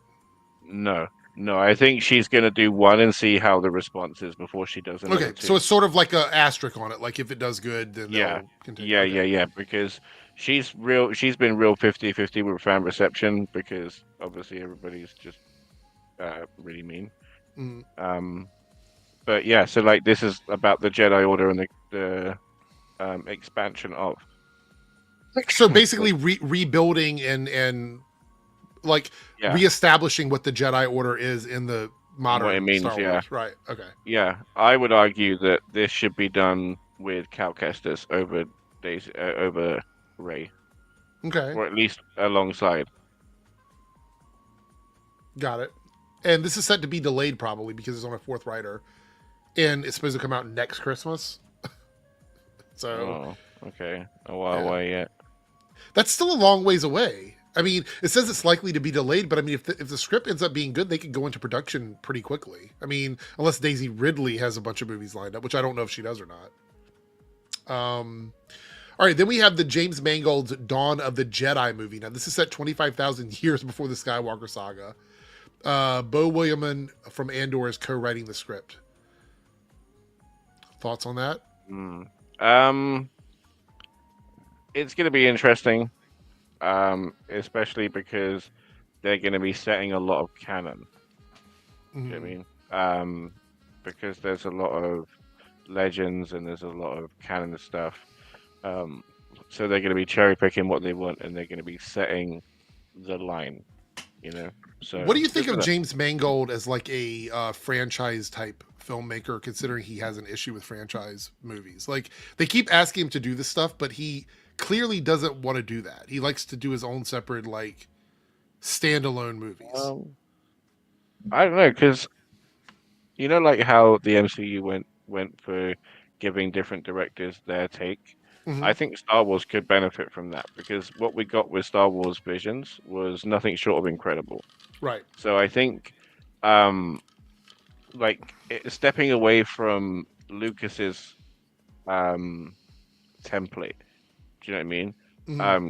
Could be interesting because, like say for example, Skeleton Crew, that had all of like the classic little wipes and all of like the classic. It felt very like, you know how people were saying that because of the premise of it being like in a suburb of Star Wars, that it wasn't going to feel like Star Wars.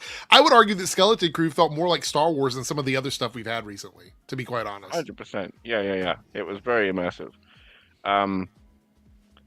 So. Yeah, I forget my point. Sorry. Well, you were saying something about like, I guess about the idea of world building. And yeah, no, yeah, sorry, so, yeah. So basically, basically, if they go for a completely fresh take on each movie that they make, that could still be Star Wars, we could find a new Star Wars. Do you know what I mean? Gotcha. Like so you mean like he could go into it with the idea of like a standalone movie, and then that could be something that could build for more, right? Because it is 25,000 years before Skywalker. So I can't even, like, we're talking the very beginnings of the Jedi. So like that's pretty crazy. Harrison said, I still like Daisy as Rey, even though I don't love her being a Palpatine. So thoughts on that? Yeah, 100% agree with him.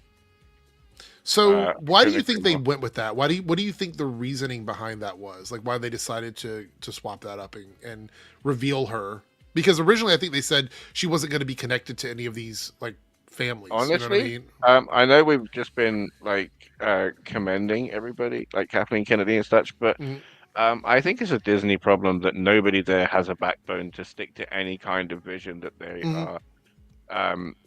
Like especially like with a legacy thing like the MCU and Star Wars, where everybody holds such strong opinions, you know. Harrison says J.J. Abrams' decision, maybe. I think I think she should have been no one or an Obi-Wan or something like that. A Kenobi, sorry. And I think the villain should like she could have kept it Snoke. It could have been anything else. Like why goddamn Palpatine? Yeah, people are saying Disney problem. Seems like people are agreeing that that's one of the that's probably one of the issues with Disney. South Texas Shark said I wanted to see that X-Wing movie. the pilot movie, I guess. I forget what it was titled. Yeah. All right. So then we have the Lando. It was originally going to be a TV show. Now it's going to be a film written by Donald and Stephen Glover. So this is in that Solo universe, right? So this is basically, and I say Solo verse. I know it's all the same thing, but that film, a lot of people complained that it was so different from everything else that they kind of considered it its own little thing, its own little blip. I actually liked that movie. I know most people didn't. I thought it was a fun little, I don't want to say buddy cop, but like one of those adventure type I liked films. Woody Harrelson in it. Yeah, I thought it was okay. I liked his version of Lando as well. I think it's good. But so what do you think this would look like, the Lando movie? Like what do you suspect they would even try to do with this character? Would it be like a backstory on what he was doing prior to us meeting him, or is it a continuation of what he's doing in Solo, and we're just going to follow him from there? Like, what do you think it's going to be? I don't know. It depends on where. Again, like you say, where in his journey, right? Because obviously, Donald Glover's a bit older now. Yeah. So I think it will have to be after Solo. So I'd have to say he's on somewhat of a redemption arc, but not like an entirely emphatic one. I think he'll still have his hands in some pies, which may cause to some catastrophes and calamities. So Spriggett says, so if they're rebooting the MCU, the chuds are right then. I don't think it was about right or wrong. It was like the inevitable was that at a certain point they would have to do something to introduce the X-Men. So it was kind of like a flip of a coin. You know what I mean? Like maybe they will. No, it doesn't make them right. It just means that they listen to the smallest but loudest group. Yeah. If they're doing it for that reason. But I actually think I think that the soft reboot, to be completely honest, is a combination of a couple things. And I don't think it really has to do with any of us saying stuff. Number one, I think it has to do with the X-Men. They need the X-Men to be in the MCU, and there's no way to make that work. I think they thought of everything they could. And there's no way to make that work without a soft reboot, because Darth, what you said, I think makes a lot of sense, which is, why would they target the X-Men or mutants in the world for having powers after we've seen how people with powers are treated in the Marvel Cinematic Universe?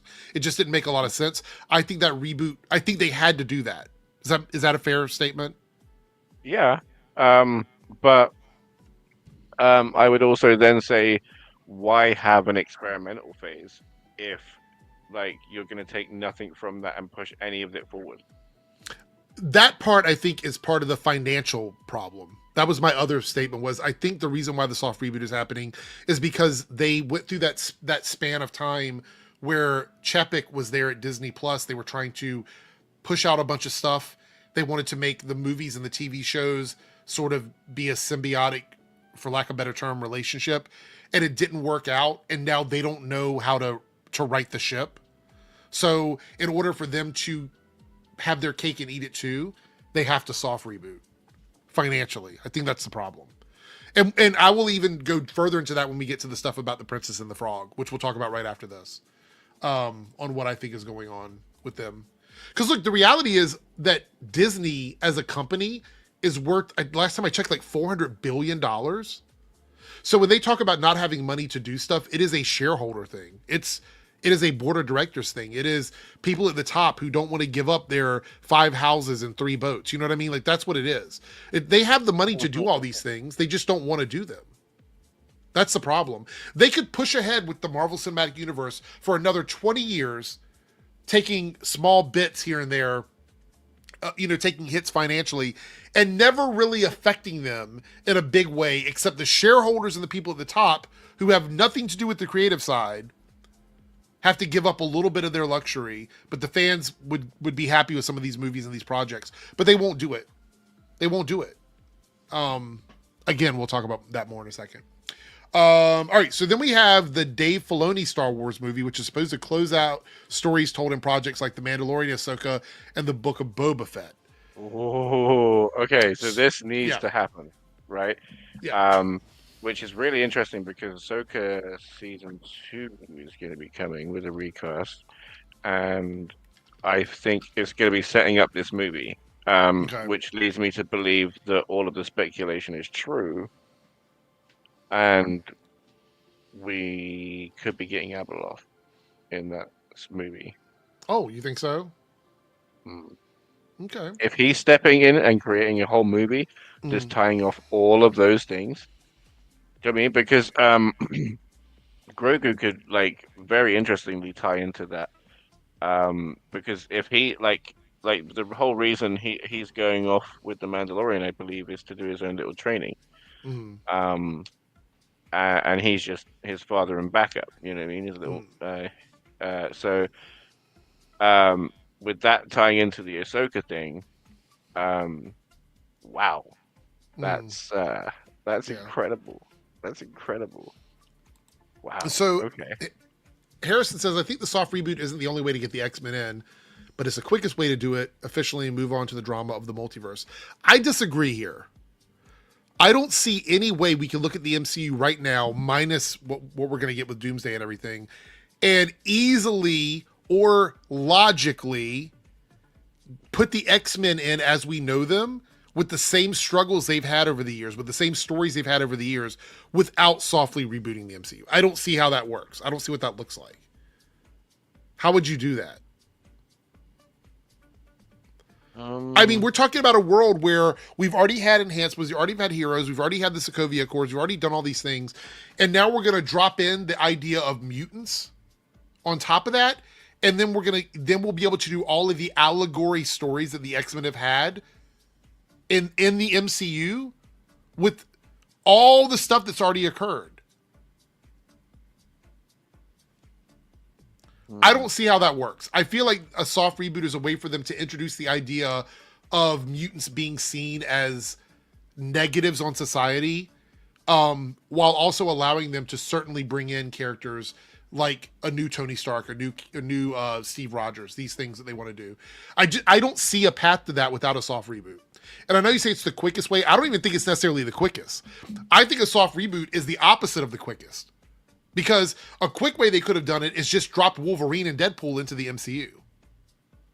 Congratulations. Here we go. We're going to build the X-Men from these characters. That would have been the quickest way to do it. A soft reboot means that they have to take time to rebuild those characters before we ever get to like X-Men versus Avengers.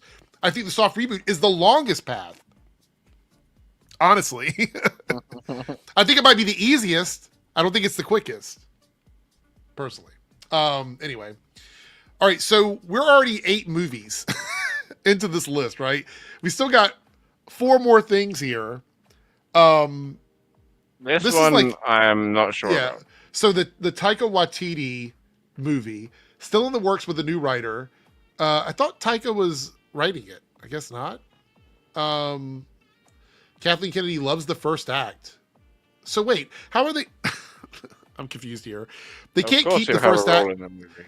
Yeah, he's in everything that he makes in some way or another. But how can they keep the first act if they're looking for a new writer? I feel like that has to go. Because clearly the writer's not going to let them use that, his first act, right? I don't see that as being an option. Maybe they got something in the contract that allows them to keep it. I don't know. You still get writing credits, I suppose. But I would say this. I have a love-hate relationship with Taika Waititi. Yeah. Like, I think Taika Waititi, at his best, is when he has someone sort of keeping all of that crazy on the train, keeping all of it on the rails. Like, if you look at Thor Ragnarok, okay, that is the perfect storm of Taika Waititi being contained into giving him a direction to go in. And then the opposite of that is what we get in Love and Thunder, where I think they just gave him an opportunity to do whatever movie he wanted to do, and it just went off the rails. And it didn't work for me. There was a lot of issues with that movie. I think there's a lot of good stuff, but there's also a lot of crazy stuff that I just don't like. So I think personally, if he's going to do a Star Wars movie, he needs someone to help funnel that crazy in the right direction, if that makes any sense. If there's no safeguards on what his Star Wars movie is going to be, it is going to feel like an SNL skit. That's what it's going to feel like. Or like one of those Star Wars like holiday specials back from the 80s. Yeah. Unless it is Taika's own property, like something that he actually created, he needs someone to assist him in the big picture outside of what he's doing. Because like Our Flag Means Death. Have you ever seen that show? Did you ever watch that? No, I meant to, but no. Okay. There's like 2 seasons of it. It's not getting a 3rd season, but there's 2 seasons of it. Fantastic show. Total brainchild of Taika Waititi here. But it's absolutely bonkers. But he establishes that is the world that these characters exist in because it is his creation. So it's fine. But when you take that and you insert it into like an existing IP, it starts to fall out of reality. If that makes any sense. And I think that's what kind of happened with Thor: Love and Thunder for me. So him being connected to a Star Wars movie means he needs someone to help him funnel his genius into a project that makes sense. And my biggest fear is that's not what's going to happen. Is that your fear, or you have a different fear? Oh yeah, no, absolutely. Because like you said, we got the masterpiece of Ragnarok, but then we got Thor: Love and Thunder. So it's a real roll of the dice, which is why I said I was very nervous about it. Yeah. He could be an absolute fan. Do you know what I mean? But again, like you said, some people go too wacky with it, which is not the direction. Did you need to step away for a minute, or did you already step away? No, I will be just for a second. But the next one, I gotta say, I'm very excited to talk about. Okay, well, I'll wait for you to get back. All right, let me look at some chats here while he steps away. Defunct, good to see you. Same with me, Taika. Same with Taika for me, Eric. Yeah, 100%. 3Dub, good to see you. Comedy Star Wars, that's going to be weird. I feel like that's the way it's going to be with Taika Waititi. Taika Waititi is a genius, but also that genius sometimes needs to be funneled. So I think that it could be a funny Star Wars project, but it still needs to be funneled a little bit. Spricket says they were saying Miss Marvel's a mutant as well as Namor and Wakanda Forever. They were, but I don't think they totally explained what that means. Like I don't, because mutant as a term means something outside of the context of Marvel Comics. Mutants, mutations. A mutant in Marvel Comics is a very specifically connected term to a type of person with special abilities. And I don't think they truly established what that was in the MCU prior to these characters being called those things. So I think they did a very bad job of making that happen. And I actually think that might even be part of the reason why they're going to like soft reboot, is because they want to reestablish what a mutant is in the MCU without the hang on of Ms. Marvel and, the Namor stuff. Sorry, you there? Yeah, I'm here. Yeah, no, I'm just agreeing with you. Yeah. They set up like, this is the thing. This is why, like when Kevin Feige was more in charge than he is. Do you know what I mean? Overseeing more than he is, because obviously there's too much for any one person to do. He was stretched too thin. That's why when they named him as a possible replacement for Kathleen Kennedy, I was like, fuck no. He's already got enough on his plate. I'm not doubting that he would do a good job, but unless he's passing the torch on to somebody else to take over Star Wars, no, keep him away from Star Wars. I think he would do a fine job, but he's got the reason why there was so much problems with like phase 4, I think, in terms of quote unquote quality control, was that he had too much going on. That's what I think the issue was. Yeah. Personally. This is why the show Bible is going to be so important, because it helped keep the line that he was keeping. Do you know what I mean? Like, it sets a standard. Yeah. So I think like that's going to be like a really important thing going forward. Yeah. I'm interested to see as well, like how different they decide to be after the reboot. Yeah. Because they could just change up completely. Because I'm nervous, but I'm excited. Like, it's a nervous excitement to see what they're going to do. Yeah, right. Because we've had the MCU formula for what, 17 years, if not longer. Yeah. Right. So, like to have something completely fresh and original. Wow. Let's find out what that feels like, right? I agree. All right, we got 3 more things here to talk about, and then we're going to cover this Disney news that's going to be a bummer, but we'll get there. We have Sean Levy's Star Wars movie here, starring Ryan Gosling, They're going to bring back some sequel trilogy characters. It's a standalone movie that takes place 5 to 6 years after Episode 9. Is this the one that you said that you're excited about? Is that what you were? I'm very interested by this. Okay. Right? Because Sean Levy is involved in some of my favorite random movies. Mm-hmm. Right? One of them being Real Steel. Wait, he was involved with that movie, Real Steel? Really? Yeah. From what I I can didn't tell, know that. Okay. So basically, he's another mixed bag. He's a real dark horse, you know.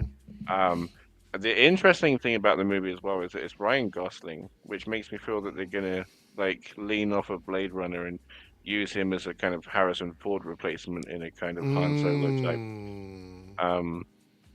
Maybe with so like that smuggler adventuring type character, like something along those lines. Yeah. I feel like that with the female, like Finn and the female he was with, and then the one that was escaping the planet. Oh, yeah. With the coins, I think they might be the returning characters, which would be cool. That sounds good. All right, so then we have the Rogue Squadron, which is reportedly canceled, but March 2024. Patty Jenkins confirmed she's still developing it and working on the script. I don't know if this is ever going to happen. Iffy. I know that they say it's still out there, but I feel like this is one of those ones that if it never happens, I don't know if I'd be surprised.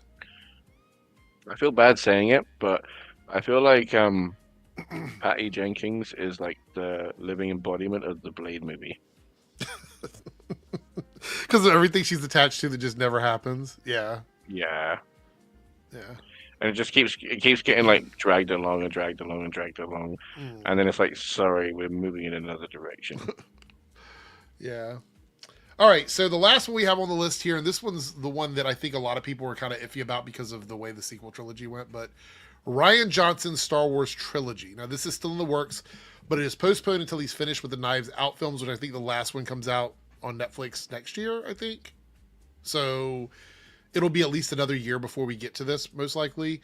But this is another trilogy, so it's another 3-movie trilogy, obviously. That's what trilogy means. So 3 more films. Are you a fan of Rian Johnson? What do you think about this? The Knives Out things are amazing. And to kind of reinvent the whodunit in this day and age when everybody's so cynical and gives so much attention to detail is no small feat, right? So I think he's massively capable of working this, and I think if given enough freedom, I think he could do very, very well. So you've seen both of the Knives Out movies then, right? Yeah. Okay. Great murder mystery, flip on a murder mystery. I think it's just amazing stuff. Do you think that's kind of the vibe he wants to bring to Star Wars, in the movies? Do you think he wants to do that with the trilogy, bringing that mystery element to it? Because I think he could do a good job, especially if not necessarily a copy of Knives Out, but something with a mystery that builds up to something big. I would be okay with that. Yes and no, right? Because the thing is, obviously, that Star Wars for the most part is a child's franchise, right? So you can't have anything too would you want them to do something like that? Would you want them? Oh no, absolutely. But it's what will be in tone with the franchise. Do you know what I mean? Because while I was saying earlier that every director should have some creative freedom to create their vision, it still can't be too out there. It can't just all of a sudden turn into Winnie Pooh, Blood and Honey. You know what I mean? That movie. That was funny. So yeah. I think he could do very well. All right, so we have a super chat here from Staggervore, 499 super chat. Are you planning on seeing Novocaine? When does that come out? I know it's. Let me look over here. I know it's this year. I think it's a Kanye West movie. No. It's a Jack Quaid movie from The Boys, where he plays a person that can't feel pain. Oh, yeah. Yeah, it comes out March 14th. I'll probably check it out. Like, I'll give it a shot. I don't know if I'll see it like the day it opens, but I'll probably see it that weekend, if I have a chance. But thank you for the super chat. Yeah, I'll try to go see it. All right, hold on. Where are we at here? All right, so let me pull up this news about the Princess and the Frog stuff, because it kind of feeds into the state of sort of Disney right now, re-establishing what they want to do. Let's see. All right, here we go. So the Tiana animated series is being scrapped at Disney Plus and will never be released. The series was in production, so they've already started. They had already started working on this. I don't know how far along it was. I tried to find that earlier, but I'm not really seeing any definitive information on that. But the crazy thing is, and let me see if I can find the tweet about this, which, by the way, I'm not big on Disney princess movies, so this might be heartbreaking for someone, which I understand. And obviously for the representation aspect of it, it's just another, problem with Disney and them being able to get things off the ground. But they were saying, right here it is. Walt Disney Animation is no longer developing any original long-form content for Disney Plus. This is kind of crazy. Oh. Well, this is why, Darth.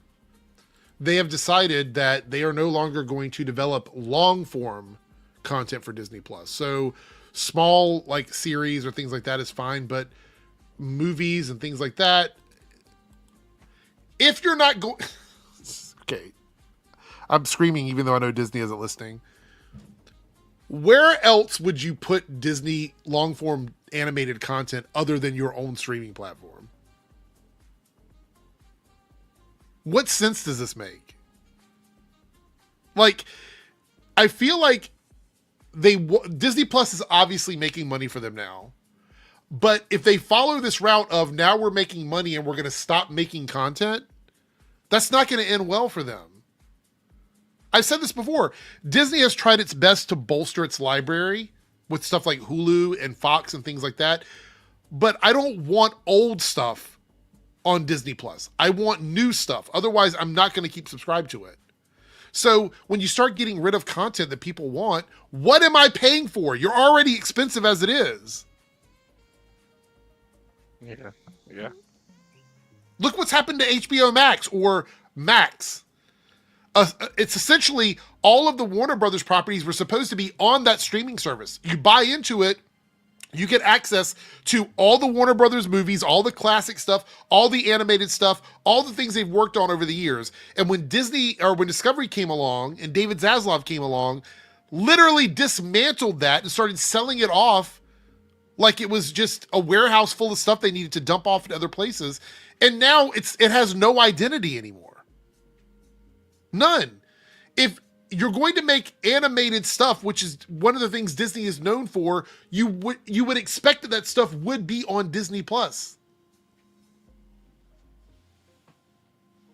Yes, they're going to keep it as a stage house for all their movies that come out.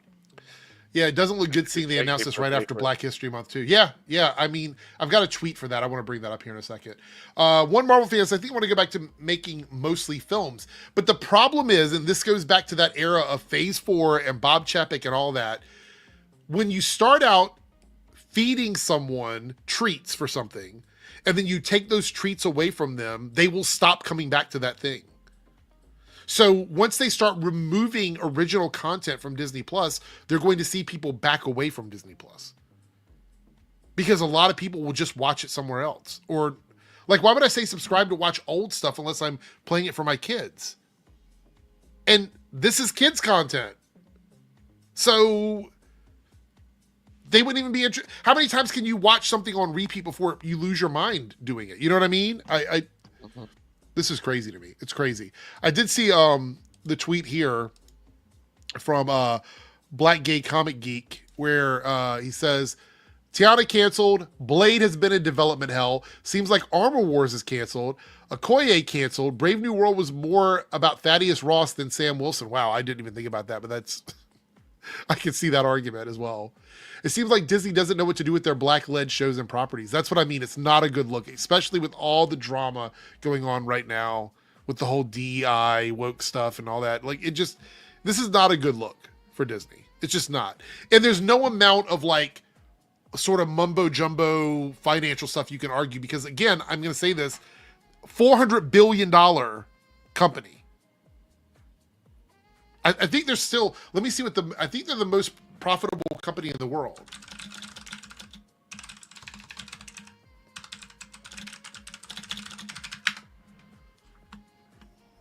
Let's see, most successful entertainment company in the world. Walt Disney. Walt Disney is, because they own Marvel Studios, Pixar, Lucasfilm, 20th Century Fox, and ESPN. They also have their theme parks, merchandising, and streaming services. They are number one. And I think the last time I looked, they were around $400 billion. So excuse me for not feeling sorry that you can't afford to make a cartoon for some kids. Excuse me for that. 400 billion. It's almost an unfathomable number for people. You know what I mean? Like you can't even wrap your head around how much money that is, and how this like nickel and diming of their fans is so offensive. So offensive to me. Let's see here.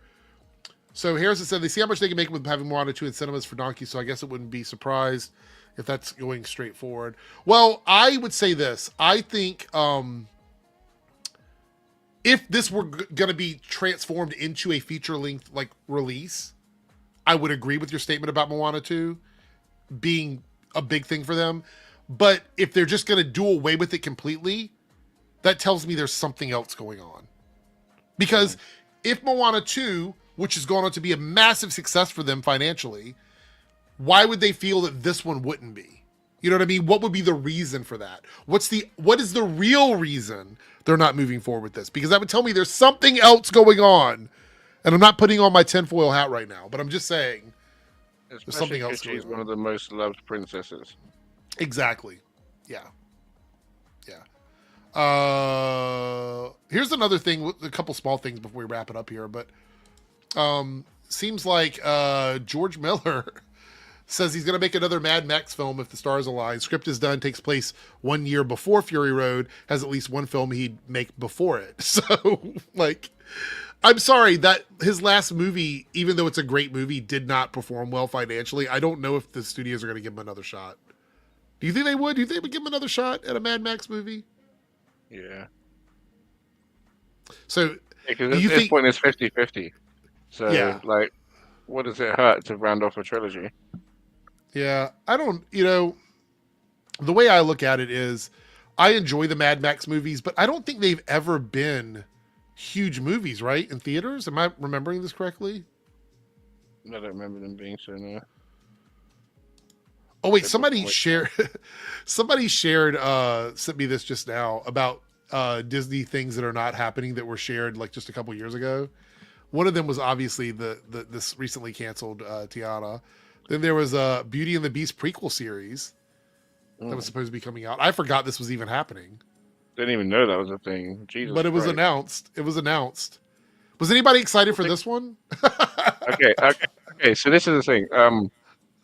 Like whether the prince was charming or a douche depends on like the tone of Beauty and the Beast. Like it completely changes it. So like deciding either way might ruin some people's headcanon. Yeah. All right, let's see what else we got here. Oh, Swiss Family Robinson series. I don't remember this one at all. Nope.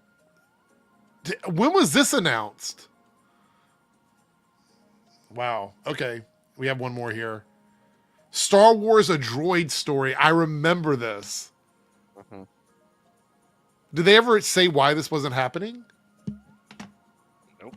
Let me look this up quickly. Just quietly went under the rug, same as all the others. Let's see here. Oh wow! So look at this. C-3PO and R2-D2 are getting a Disney Plus series called Star Wars: A Droid Story. This is from 2020. Look at the first the first reply to this. We didn't ask for this. Simpson should do it. Oh my gosh. Oh my gosh. Wow. Holy shit.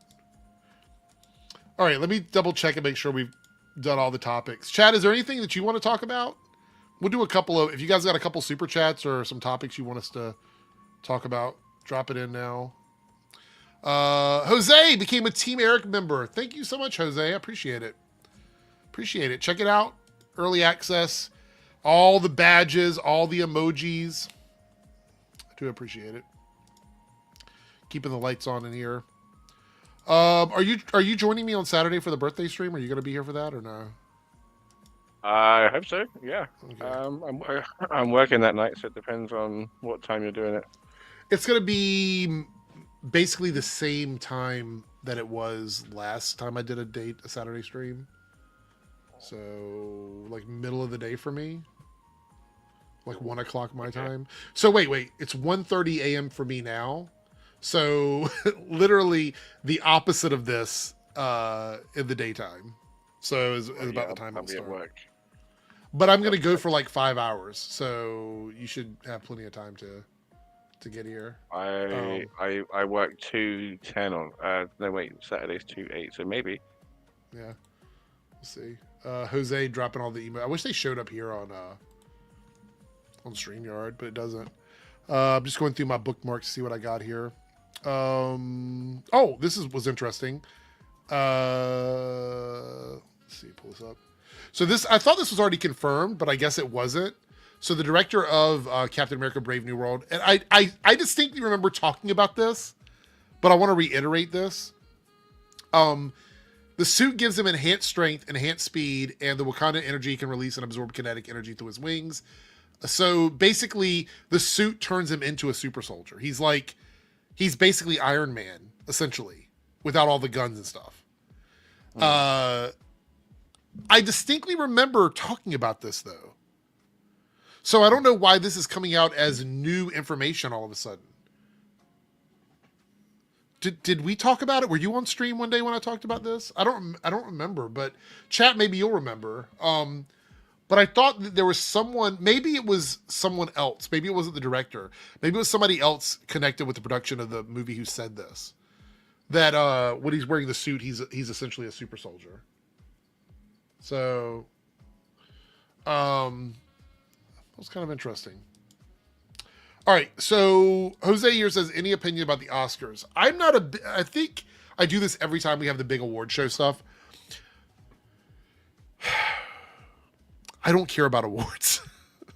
I just don't. I think it's all rigged. I think it's all based on stuff that's just behind the scenes. I think Honora, like everybody involved with that, won a bunch of awards, and now they're saying that it's coming into question because of corruption in the system or something along those lines. Like they're questioning whether or not they should have been allowed to win awards based on lead actor, lead actress categories and stuff like that. I mean, I don't know.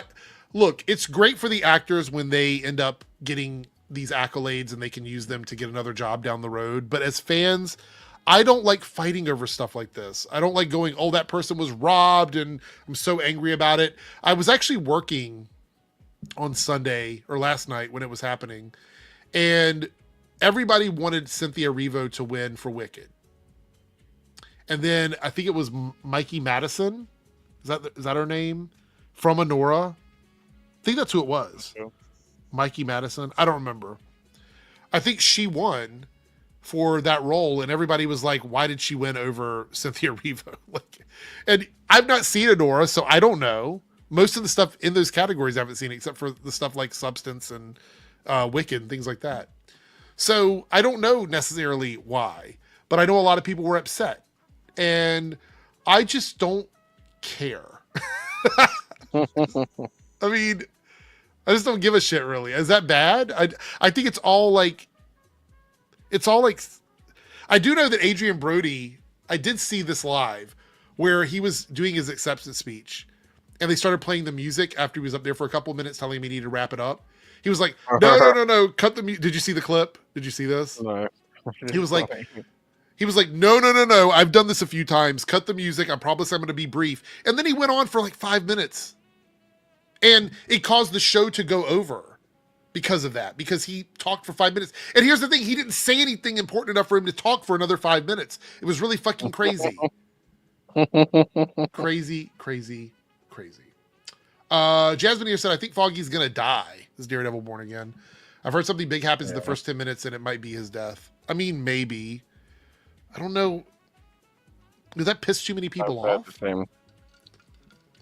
I said the same thing. I'm going in as a fresh viewer because I haven't watched the next listings.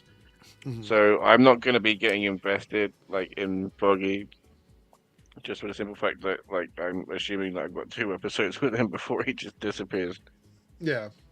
Well, it's I don't know if this is going to be good for like the long-term viewers, but I think the emotional impact for people that watch the previous seasons will probably be established if this is what happens. Like we'll go into it going, what the fuck? Like, can't believe it. You know what I mean? Like that'll be the reaction. But I think people that are watching it brand new that haven't watched the previous seasons will probably not give a shit. We'll see. We'll see how they set it up. Omega's in the chat. Yeah, I don't care about the Oscars. It's just Hollywood jerking itself off. Well, you know, if who's going to do it for them if they don't do it themselves? Lone Wolf says, Honora's good. The first few minutes might make you go, no, I'm good. But the longer you sit through it, turns it's sad in a good way. I'll probably check it out. Like, I'm one of those people where a lot of the Oscar bait movies I just don't watch. I just don't. I think Honora only made 40 million worldwide. And I think they said that's one of the lowest grossing Oscar winners ever, or at least in modern times. So, you know, I don't know. But anyway, I think that's where we're going to wrap this up. Let me make myself larger on the screen. I want to thank everybody for being here. And Darth, thank you for joining in and staying the whole time. They can still hear you, by the way. So, thank you for joining in and being here. Definitely go over and check out Darth's channel. Give him a subscription if you could. Thanks, Paigey, for being here. I do appreciate it. Thoughts on Drake? No comment. Go and check out Kendrick Lamar. I'm sure he can tell you everything you need to know about Drake.